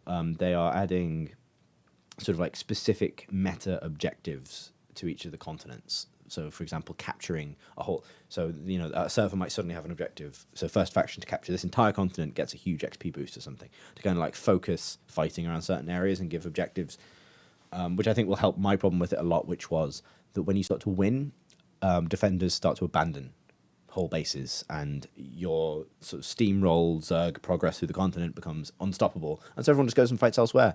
Like the other two factions just leave you to your own business, and that's, it's almost something. There's a catharsis to that at the end when you've been playing for 6 hours, and it was initially grueling. When you enter that kind of like when you crest the top of the hill and your progress becomes much faster through the bases and through the territory, it's satisfying. But at the same time, I would like defenders to have an incentive to stick around, and that seems like it's that. So that's good. They're also rethinking, although they don't know exactly how yet, all of the interlinked base adjacency bonuses. So if you capture like a bio lab at the moment, it gives health regen to all the people in the connected bases. They're going to rethink all of that stuff to create more interesting tactical decisions. A bit like shutting down the spawn rooms in existing bases, but applied to the whole map, which again sounds really cool. That was my really fast answer to the planet side question. Very Martin, well done. You played a bit of it? I What have. would you like to see them add? Because you bounced off it harder than I did, I think. No, I didn't bounce off it. It's just by the time I got around to playing it continuously, most of the people I knew who were playing it had left. Okay. No, I did really enjoy what I played of it. I think it would have benefited from a lot more orientation. I think they've added quite a lot of stuff to help new players Virtual now. reality stuff's going up next week, I think. Yeah, I'd also like to see more stuff, which makes it feel more like like an actual command structure. Like there should be they were promising like an actual, you'd be able to level up to the level of general and literally have a different view and be able to command More people. RTS, Yeah, and I think that kind of metagame would be really something exciting to aim towards. But they said they were thinking of doing that. God knows whether they ever will, but they seem to be renovating that game a huge amount. So it seems positive. I like that they're staying adaptable. It's not some big feature that's coming 6 months away. It's little stuff constantly, which is good. Final question from Max: do you think music in games is underappreciated? What is your favourite soundtrack and why? Far Cry 2 soundtrack is absolutely excellent. Really good. So I've actually downloaded that and got it on my phone. So I listen to it on train journeys. It's that good. It's got to be the original Deus Ex. Was amazing. Yeah. I was getting mixed up with the X-Men theme. Yes, it is the animated show. Yeah. That's Deus Ex. Let's not do this. Yeah. I've only sung the Deus Ex theme once on this. It is podcast. totally underrated. There is a truth to that. I think what music does to elevate a game. Just from every game I've ever worked on, there's always that moment where the audio team give you the first piece of music and the game gets better. It just is better. Like every game, music's generally kind of popped into the game quite late in the day, and it's always very exciting when you first get your first piece of music on, because it just makes games so much better. A good soundtrack can elevate a game ridiculously. Mine is, because I've been listening to it loads recently, the Mass Effect 3 soundtrack. With the Clint Mansell stuff. Yeah. But it's not just the Clint Mansell stuff. The Clint Mansell stuff is great. I think it's. I mean, I read a thing in the Guardian. He only did a few tracks though, right? And I now know why. It's partly I think a budget thing, but it was partly one of the reasons for the budget thing is EA didn't want to use a full orchestra. This is all according to an article in the Guardian. An interview with him about something else actually, and he prefers working with actual musicians rather than digitized sound. So he sort of opted only to do a few tracks. But I'm still trying to get Graham to let me write an article about the music of the Mass Effect series, actually, because I really, really love that. All 3 soundtracks are great, and they do really clever. I really like narrative through like movie soundtracks and things. And I can give a really good basic example of this in Mass Effect 3. In Mass Effect has a theme. People sort of always would recognize it if you heard it, but there is a Mass Effect theme that is this sort of horn section that kicks in only at very key moments in all of the games. Mass Effect 2 plays with it a little bit in that you don't hear it at all until the second Normandy is revealed, about 3 hours into the game, after sort of the Normandy's been destroyed and Shepard's been killed and all the rest of the stuff has happened. And then when the lights come on the new Normandy, you hear the Mass Effect theme for the first time, and it's just kind of like, oh, we're back.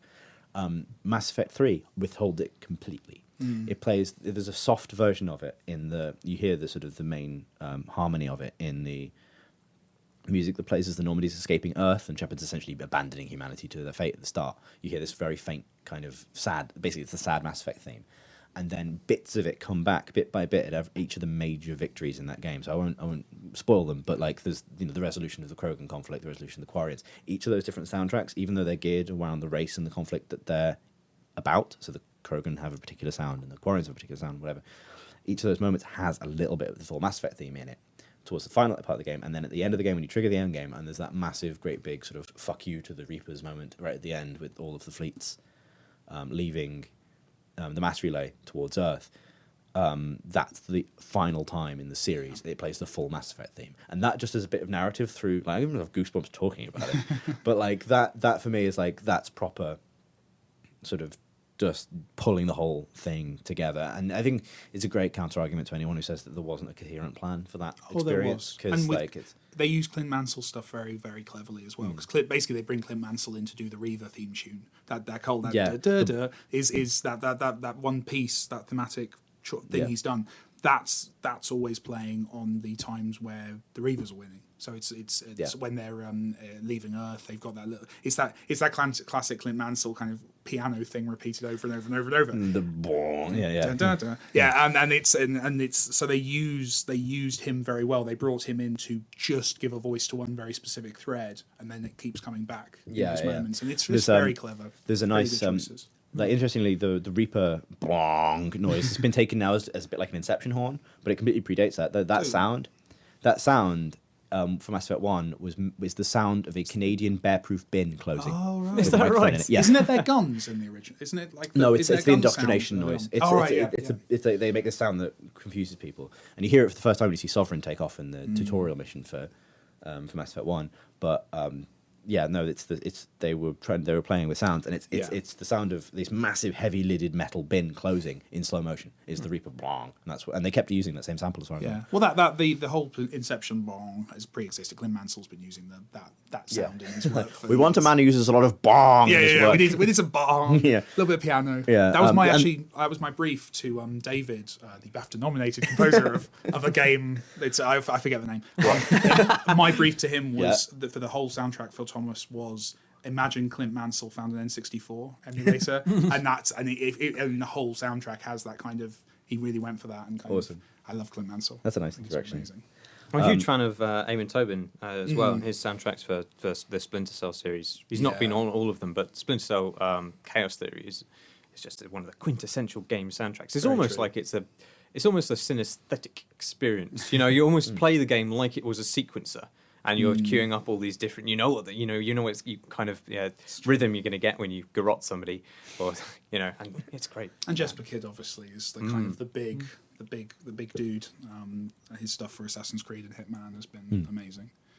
They suffer when he's not involved. I think those soundtracks. Yeah, Darksiders 2 soundtrack by Jesper Kidd, also very good. I haven't heard that yet. Okay, check that out. Patrick Thompson asks. Do you have any insights from devs about why crates are so ubiquitous? And what's your favourite crate in a game? Crates are so ubiquitous for several reasons. One, they're very, very low poly count because it's a cube. So that's really if you want to fill a space, a cube is the cheapest way of doing it. That's Thomas. So that's one thing. The other thing with crates, of course, is that they're a nice way of hiding optional content. So in terms of like ammunition and stuff, you put it away in a crate and it saves you some time. This is a far more sensible answer than I was thinking. We were going to Another thing is as long as you don't have physics on your crates, you only have to do 5 sides because they're standing on the floor, so you can cut off two of the. You can cut off a sixth of the polys. So crates offer lots of nice solutions, and the best crates are in Deus Ex, obviously. Wow. Sorry, I just went off on that. We're never going to compete with that answer. My top crate. I'll just why crates are great. What I would say is we should put a link in the show notes to the amazing Old Man Murray crate thing from years ago. Great seminal piece of game journalism. Time to Crate, which is a great example of comedy game journalism actually informing design. A lot of game designers read that and got a little bit embarrassed. Yeah. My favourite crates, I like the ones, I like sci-fi crates that are completely impractical as a mode of storage, especially the ones in Knights of the Old Republic, which are like these circular bins that have like push-down lids that then fold inwards on a spiral that goes down as they open. So how do you actually put anything in there? Like the actual lid mechanism must take about 50% of the actual mass of the thing just to work. I like that crate because it doesn't make any sense. What's your favourite crate, Marsh? It's genuinely probably my favourite crate is the crates from Half-Life 2. Because not only is it very instantly Them some smashable recognisable. crates. Well, yeah, they're very recognisable. Which are the ones that contain goodies and which don't, which is a nice thing. And I mean, just the best noise when you hit them in the crowbar. It sounds like you're eating a cookie or something. Kind of munch, munch, munch. They also require you as well, because that was pre every first-person shooter having a melee option on every gun. You actually had to switch to the crowbar each time, didn't you? So there was actually a kind of a nice key and lock thing. The other thing I forgot, one other design reason to use a crate is it's a surprise. Is that you don't know what's going to be in it, so you can. So that means A, it's cool because people are interested and they investigate, and it's nice when you get a cool thing you're not expecting. B, if you're doing clever procedural stuff, you can change what's in there. If you're doing Borderlands, a crate allows you to adjust what is given to the player. And the third one, I've forgotten. So I'm going to just drop that. Fair enough. There you go. I'll remember out of context in like 5 minutes. Elliot Metzen, who I know is a fan of Thomas Was Alone because he reviewed it for us. Oh, cool. What did you guys give it? I actually can't remember. I figured I should look it up before it came out, but then I figured either way. I'm pretty sure it was good because I know Elliot. I know Elliot's a huge fan. Oh, cool. It. Awesome. So, he asks, with Age of Empires 2 getting an HD re-release, what other PC classics would you like to see re-released and modernized? Let's just go, because in the name of time, let's go quickly. I would like to see a modernized re-release of Commandos. Oh, God, yes. That's a really good one. Yeah. And all the sequels. That would be brilliant, yeah. You should probably check out PCGamer.com, as there's a series of articles appearing on the website that may interest you, which is largely focused on this very, very subject about rebooting classics and how one would update such classics for the modern day. Links in the show notes. Also, Martin is approaching his plug limit. It goes both ways. We were not allowed to plug our own stuff either. PC Gaming Wiki, who might actually be the actual site PC Gaming Wiki, in which case, good job, that's a good website. Is it ethical to use VPNs and geolocation tricks to get better prices or to bypass date and region restrictions on games? I mean, it's not, so this is on the side of the player adjusting where they are. For example, I used a proxy to get access to Mass Effect 3 when it was out in other countries and wasn't out in Britain because I knew it would work. I don't have an ethical problem with that. I had purchased the game. I felt like I should be able to play it.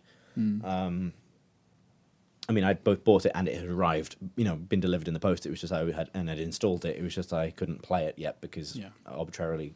Because there's an ocean and because it's outdated, isn't it? Yeah. It's an approach. It's all tied into this old school distribution. We live on the internet now. There is no. Yeah, I personally don't think it's a problem.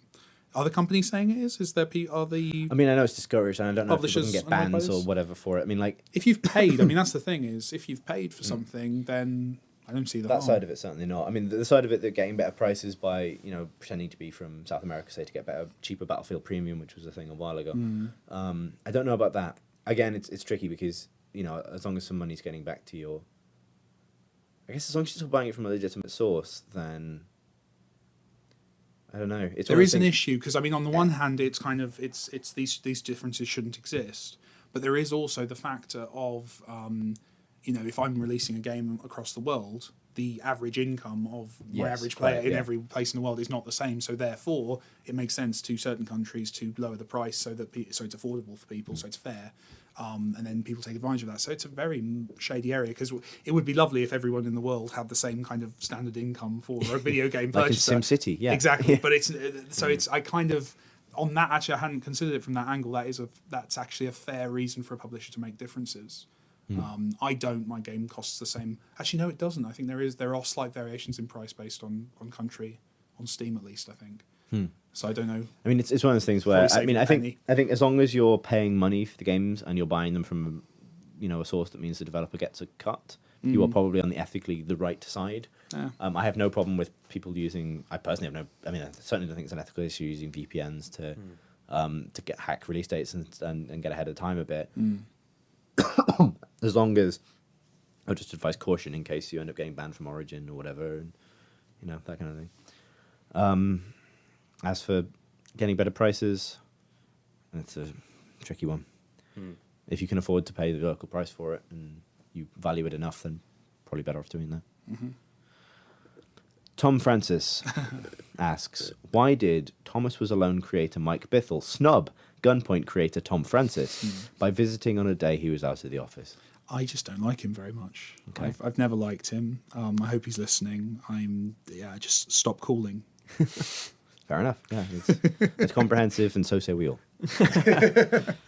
Benny Woods asks us to discuss Obsidian maybe making Knights of the Old Republic 3, maybe, perhaps, possibly, perhaps, maybe. Oh, that's interesting. I mean, it's been rumored for a while. It's rumored they were working on it, and then it's been back and forth. I'd love it if they did. I'd love the work Chris Avellone did on Knights of the Republic 2. I thought it was a grand game that was sadly unfinished, and now it's a lot better thanks to modders. Is that actually a rumour? Because the last I heard, they were talking about it, but they said they were basically saying, "Call us, LucasArts, we'll do it." I mean, there was no. I think they totally do if someone offered it to them. I doubt it's happening, especially with everything else they've got going on. Yeah, they're quite busy, really. Yeah, I play the hell out of it. I loved the old Knights of the Old Republic games were awesome. So I would definitely the elderly Knights of the Old Republic. I'm not a big MMO guy, so I never really got into the Old Republic, but. No, yeah. So it's a kind of I'd definitely play a single player RPG set in that world again. Yeah, definitely. I don't think it's happening necessarily. I would like it if it did. Tell you what, going back to the reboot question, I'd quite like to see somebody bring back proper Jedi Knight games. Man, I loved Jedi Knight. They're kind of terribly designed in lots of ways, but the combat mechanics in that were sweet. Phenomenal. Yeah, I played so much of that. That's like Do we know what's happening with because obviously with the Disney acquisition, Disney have stated in the past they're not going to make basically anything but mobile and social games from this point on. Is that going to apply to the Star Wars brand? Are they going to? Well, there were some rumours not, that the development on I forget what it's called 1313. 1313. That's the one. Yeah, third-person shooter set on tech demo. Set on a tech demo in space. It's that. There's rumours that the production had halted on that just around the time of the acquisition, but that's a fear. I mean, that would be a shame. Awful if true. Awful if true. We'll speculate more wildly in the show notes. 10 Bensons asks, how do you like the Arma 3 alpha?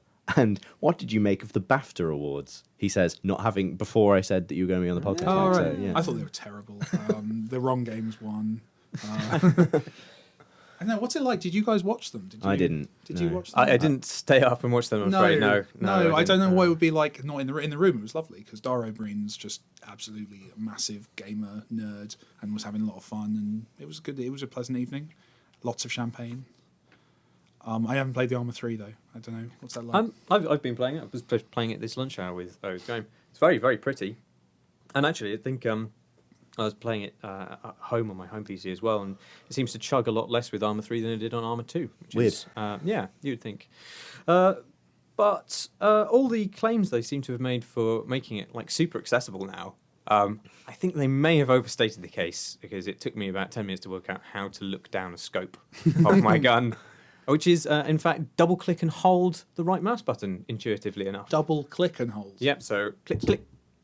Okay. Like we all did it. We all did it. We'll find out. Odd game. I was discussing with you, Chris, about this, but I don't think that when it comes to simulation, they really... I think they think that realism is located in a completely different area to where I think realism is located. Yeah. So they do all this complex simulation, and they've got really nice lighting and stuff, and there's a huge choice of things that you can do through extremely complex menu interactions. And I'm sure that's all very credible. That level of choice is probably what is presented to you in a conflict situation. But by having that level of choice, it prevents you from making any of those single choices easily, I think. And in fact, I probably find Call of Duty to be more realistic to me, in the sense that when I want to pick up a gun and shoot somebody in Call of Duty, I don't really have to think very hard about it. I imagine that would be probably the case in reality. Whereas in Arma, if you need to spend some time trying to work out how to put your gun to your shoulder and then fire it at a man, then something has broken down in the level of realism there. There's a point, I think, where, especially with the Arma series, where they're tailoring the game to their players. Oh, yeah. That kind of obsessive attention to detail. So I guess maybe it's hitting a point where it is diverging from kind of the reality of being a soldier and becoming a better Arma experience rather than a better simulation. Yeah, I don't decry that at all. Obviously, it has a huge following, and they should be making the games for those fans, because they're obviously extremely dedicated. But at the same time, I think it probably does put off a lot of people who don't want to be kind of given a kid glove experience by any means, but just some basic level of orientation so that you know how to heal yourself if you've been shot, or you know that a particular kind of weapon will be effective against a tank or something like that. And none of this stuff is kind of fed to you in any kind of easily consumable way. I don't know. What do you think, Chris? I haven't played it yet. I'd like to. I don't have access yet, so and I'm away for most of the rest of the week, and then BioShock and StarCraft and everything else. So, but I'm looking forward to it. I'm looking forward to seeing what people make of it. Actually, Arma has always been one of those games, and we can maybe get to a few more of these later. That I'm happy for other people to play and tell me how good it was. Yeah, yeah. I know. I've had terrific experiences in Arma 2. Well, with Rich McCormick and Owen Hill, who are too many do not want to be trapped in a war zone. No, they're literally the two worst people in terms of their level of empathy for their co-op partners and also their attention span, which is really disastrous when you're being shot at. But it's that somehow that chaos because it kind of meshes with the emergence of Arma anyway, and that's naturally kind of wacky. It created some really fun situations, but I'm not sure they were terribly realistic. Yeah, I'll definitely look forward to playing it if on the promise of that level of military competence. I tell you what, the stuff you can do with the editor is amazing. It's basically turned into Trackmania now. There's kind Warmania. Yeah, well, you can see on YouTube, people have just set up these massive physicsy, what's the word, roller coaster rides, basically, but with jeeps. And it looks great fun. And that's going to be the fun part for me. I think it's going to be mucking around in that editor. Awesome. So where I was down on the list. Give me a sec. Aaron V asks, can you give a virtual slap to all the Muppets that mark every comment as spam on the PCG? Yeah, this is something that is being very belatedly addressed, but we don't have a very large dev team, and they're often busy doing other things like stopping the entire website from catching fire. That's been raised repeatedly, I assure you, and I understand how irritating it is for everybody, and it will be addressed at some point. Good answer, web editor. Stephen Noble asks, favourite mundane job simulator? Also, could you think up your own? For example, Traffic Warden Simulator. Oh, actually, I tell you what, Traffic Warden Simulator, I would not quite that game, but as anybody who's come to Bath will realise, there is obviously a skill in setting up traffic lights in an intuitive way so that pedestrians don't get run over by traffic. And it's a skill which apparently the Bath City Council totally lack. And I think you could make a really good game out of... you come to a city and basically it's just pedestrians plowing into traffic all over the place, and you get to kind of change the angle of the lights and where the lights display and suddenly fix it. I really want to make that game. It'd be good fun. I want to make an Oculus Rift queuing simulator. I played on one over in New York a couple of weeks ago, and it's amazing and lovely and very, very cool. But there's always a massive queue, and I'm going to make some kind of weird, perverse Oculus Rift game where you're queuing to play on an Oculus Rift, and then when you get to the front of the queue and put on the virtual Oculus Rift, you return to the start of the game in a kind of an endless loop. So that's going to be my first Oculus Rift project in a few months' time. So I'm actually going to make that. I'll announce that here. That's going to be a week of my time. That is game 2. I'm going to dedicate a week of my life to making that game a reality. Awesome. I guess my favourite queuing... I get sent quite a lot of these simulators, and by all accounts, some of them are amazing. Like European Truck Simulator 2 has a proper following now. I've got a copy of Stone Quarry Simulator, and I have no idea what you do in it. Are you driving a vehicle? I don't know. Maybe you are just the quarry. You just sit there sad and getting slowly depleting. Wow. Hammer X to deplete or whatever. Like, yeah. It's like Tomb Raider. Fill with water. Yeah. Like wiggle the left stick to subside. I don't know what I would play. I would probably go for like. Oh no, I would totally play a dishes washing simulator. I actually like doing the dishes. You can come around my house at some point. Can get one of those. I believe that's one of the activities possible to play in Cart Life, which is an excellent game by Richard Hoffman. I forget his name. Yes. That's the point. Terrific. It's not quite a simulator of. Although I suppose the text input does make it detailed. Yeah, it's a game about people living on minimum wage basically and trying to survive by doing minimal tasks. And it makes that and turns it into quite an arcadey game, but there is some kind of level of simulation going on there, and also a really interesting social point. Yes. So there you go. Fun and educating. Indeed. Educating? Educating. That sounds painful. It's going to be on a box in the next year. Yeah, don't educate kids. It's not worth it. Chris Rounce asks, who do I write to at EA to tell them I'm not buying SimCity? I would honestly save your breath and time and simply don't buy it. And let someone whose job it is to count how many copies of SimCity they sold tell them for you. Yeah. That's the thing with all kind of with anyone who loudly proclaims I'm not buying this, they will notice much more when your money's not in their account. That's always the way. And if anything, they could probably try and repackage your disdain as like social buzz or something. You know, he said with barely concealed disdain. Yeah. Ed Lenian asks, have you played the Mass Effect 3 Citadel DLC and would you recommend it? I haven't. I have to, but I have to. I'm desperately avoiding spoilers because I have a rule I'm only allowed to play Mass Effect DLC as part of a full playthrough.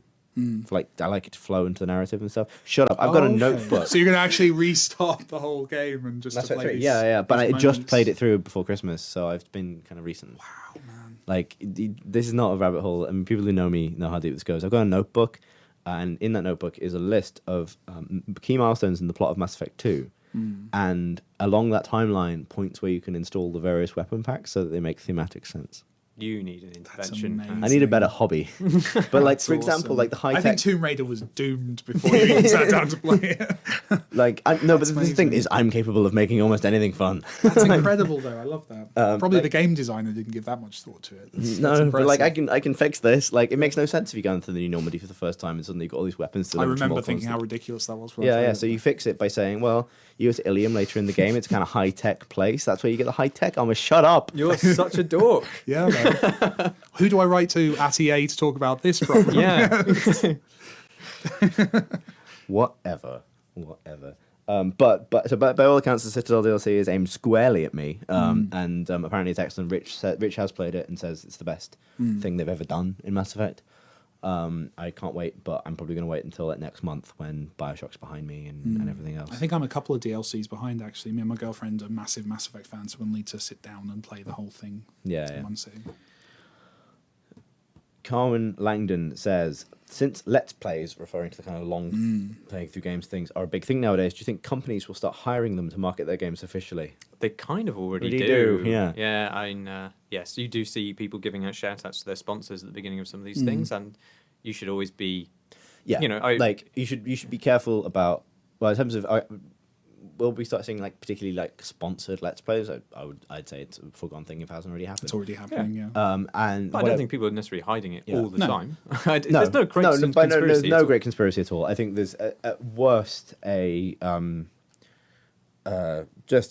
a blind spot sometimes when I think one of the reasons that people like really prolific YouTubers and whatever have a lot of cachet from a marketing point of view and why companies want them to do this stuff is because it's so personal and because you're seeing a webcam of someone in their bedroom, it feels much more authentic and independent. Independent when it is no more or less independent than anyone else, and that's ultimately the thing. And they're also personalities. I know, like from my perspective, putting on the marketer's hat because I have to wear that one as well as an indie. I know that Let's Players are responsible for an insane degree of Thomas's success. Yeah, there's a few prominent YouTube celebrities that have shown an interest or talked about the game more than once, and I always see massive spikes, and those spikes are bigger than if it gets coverage on one of the major gaming websites. It's these guys have a massive audience and very tribal audience. You know, if a prominent YouTuber makes a video about your game, your Steam sales will go through the roof. I was outselling Assassin's Creed 3 one day because of one of these guys. It was crazy. Fucking awesome. It was awesome. Unfortunately, it didn't last, but it was amazing. And that will happen, and then you'll also then get in the community on Steam. Their fans will jump on to go, oh, this is because this YouTuber talked about it. You know, this game's now a massive success. They're very proud of this. This community is really important. I think sponsorship. I don't mind sponsorship as long as it's upfront, but there's always a degree. I mean, I think people are becoming much more savvy about, like, you know, you guys, when you review a game, you're playing that game probably because you guys got a copy of the game from the publisher, and I think your audience is aware of that. And obviously, there's website. I assume you guys, you do. You advertise. You have banners on your site which are often tied to games franchises. It's possible on YouTube that those lines are a bit blurred at the moment. That people aren't seeing. They can be blurred anywhere, and this is all I'd say is that, like, if you consume gaming media, and I imagine everyone listening to this does, you have to have your wits about you at all times, not simply on the big mainstream sites or simply on the blogs or on when you're watching YouTube. Like, the same forces are at play everywhere, and people behave like, responsibly, or they don't. And there's plenty of YouTubers who do fantastic work. Oh, insanely good, yeah. Yeah, and that's, which is not such a great thing. It's just that it's, if your impression is that this stuff is just happening now, that's not the case. Yeah, it's been happening for a while. I can give the other side of it is that every a lot of Let's Players who've covered the game have done so of their own accord, but I also actively go out and to the big YouTubers and say, hey, could you do a thing on Thomas?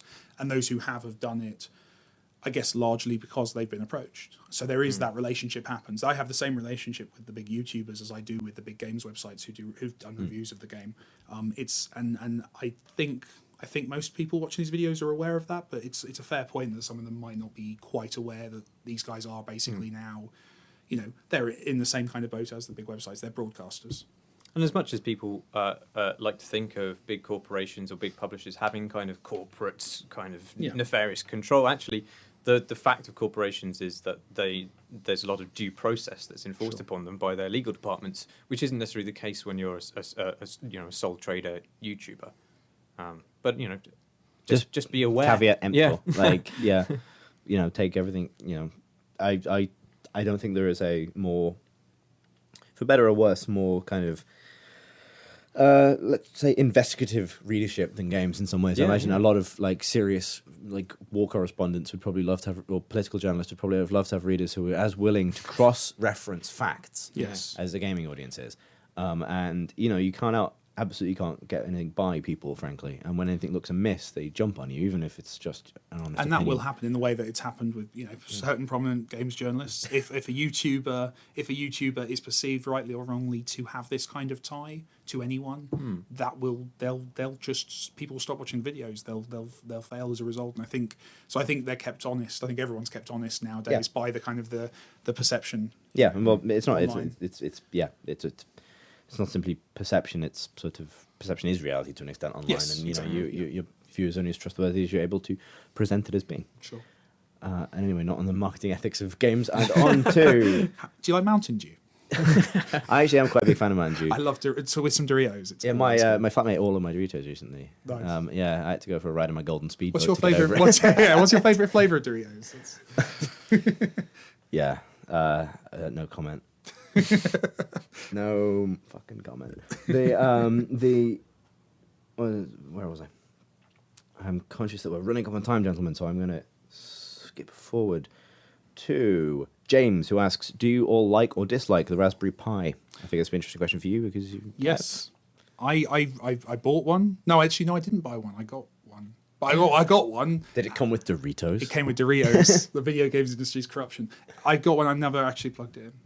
I love it as an idea. My only fear is, I don't know. It did very well. It was very popular with nerds, guys who kind of wanted to mod with it and play with it. As a games platform, I don't think they ever planned on it being popular with anyone else, did the public facing thing was always that it was going to go into schools and do what the BBC Micro did for my generation, and it just didn't.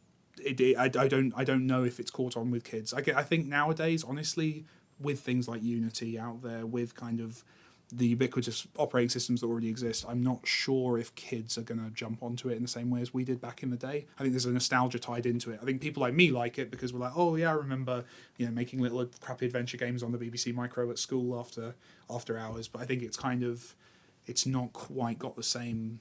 I don't think it's going to have such a big effect. It's a very nice, cool little toy though. Cool. Sam Richards asks, why rectangles? From Thomas. Or just general. Or maybe you can punctuate it however you like. For example, why rectangles? From Thomas's perspective, the initial prototype was rectangles because rectangles were really quick to do in 24-hour Game Jam. What happened when I then went to kind of developing it properly was I thought through a bunch of different aesthetic styles of kind of these guys in spacesuits that happen to be rectangular. That's the other problem, is for the stacking mechanic to work, they have to be rectangular so they stand on top of each other. If it's like a humanoid body, it doesn't make sense how you don't kind of tip over or fall off. So it had to be rectangles. I tried to do loads of different kind of ideas of how you could represent those rectangles in cool stylistic ways, but everything I did kind of moved away from that kind of minimalism look that I liked. So I eventually just ended up leaving it as rectangles and got an artist. This is true, I got an artist because I couldn't work out to do a proper 2-try plane. an artist actually made those characters for me. I was that bad at modelling when I concept made art. Thomas. Yeah, exactly. So yeah, they're rectangles to serve the gameplay, to serve the aesthetic. Because I can't do art. Fair enough. Phil Savage, our news writer chap, asks if Thomas was updated with Tress FX support, which is the hair, Lara Croft's lovely floppy physics hair. What hairstyle would each rectangle have? Oh, that's a powerful question. I think, well, it would obviously depend on the character. So Claire, for example, because obviously she spends a lot of her time in water, would have kind of very wet hair. So it would be slick, kind of probably held down to her head. She would probably maybe even a cap. I'd have to make a cap for the hair, so you wouldn't see the hair, but you'd know it was there. And then James, who hangs upside down, his hair he'd have to have long hair to kind of accentuate that hanging. So it's a very interesting question. I worry that it would ruin the aesthetic thing we said in the answer to the last question about the rectangles, but the tech's there, so might as well use it. Yeah.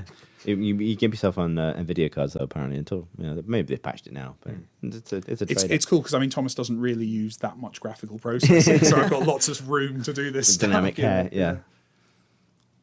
The Ninth Life asks, I've just discovered Crusader Kings 2, and jeepers, does it have me hooked? Oh, fantastic use of language we don't hear very often. Jeepers. Jeepers. What? You just did a Bane voice. Jeepers. Jeepers. What a lovely voice. What is your favourite story-generating game? Story generating. I was going to say Eve, because it is the game that generates the most stories that I read that I do not play. That's true. That's the problem with these games, is all the examples I'd use are games I've not actually played, but I've read lots of articles about. So like Dwarf Fortress, those kind of games. Yeah. Dwarf Fortress, I've read article after article after article. I ask my friends who play it for stories all the time, but I've never actually installed it. Yeah, very difficult to get into. Yeah. I wonder if is that a common thing? Do you have that same thing? If not, I love reading about Dwarf Fortress, but I think it would defeat me. In fact, Crusader Kings defeated me. I'm thinking of trying to get back into it now because Rich is doing a Game of Thrones themed playthrough, which is very enjoyable. That's awesome. Very funny, and I'd like to give it a go. But I opened it up and it just seemed to be a screen covered in buttons, and there were things like sell your daughter, click over here, and I've had that when it's a bit bewildering. One of the first games I ever reviewed, even just as a blogger doing it through, was Sengoku, which was based on the Crusader Kings model about Japan, about feudal Japan.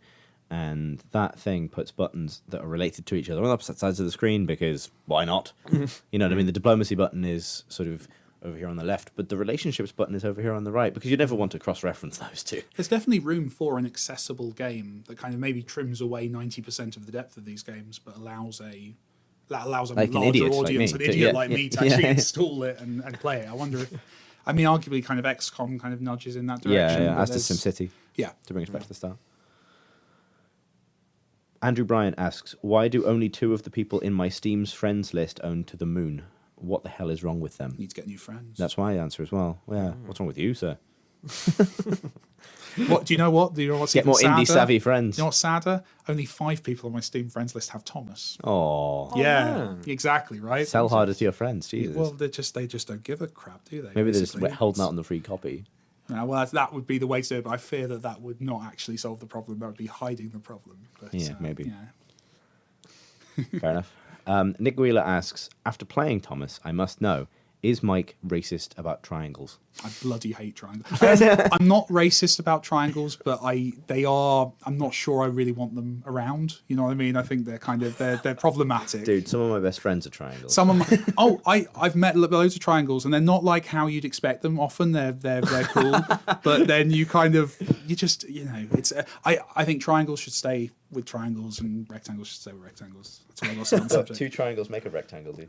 There's a really awesome power ballad there, isn't there? We could put something together. There's a moving protest song in the making right 2 there. triangles make a rectangle. There you go. Yeah, all right, yeah. If you want to get together for Thomas Was Alone 2, 2 triangles make a rectangle. Well, unfortunately, I can't do Thomas Was Alone 2 because of the acronym.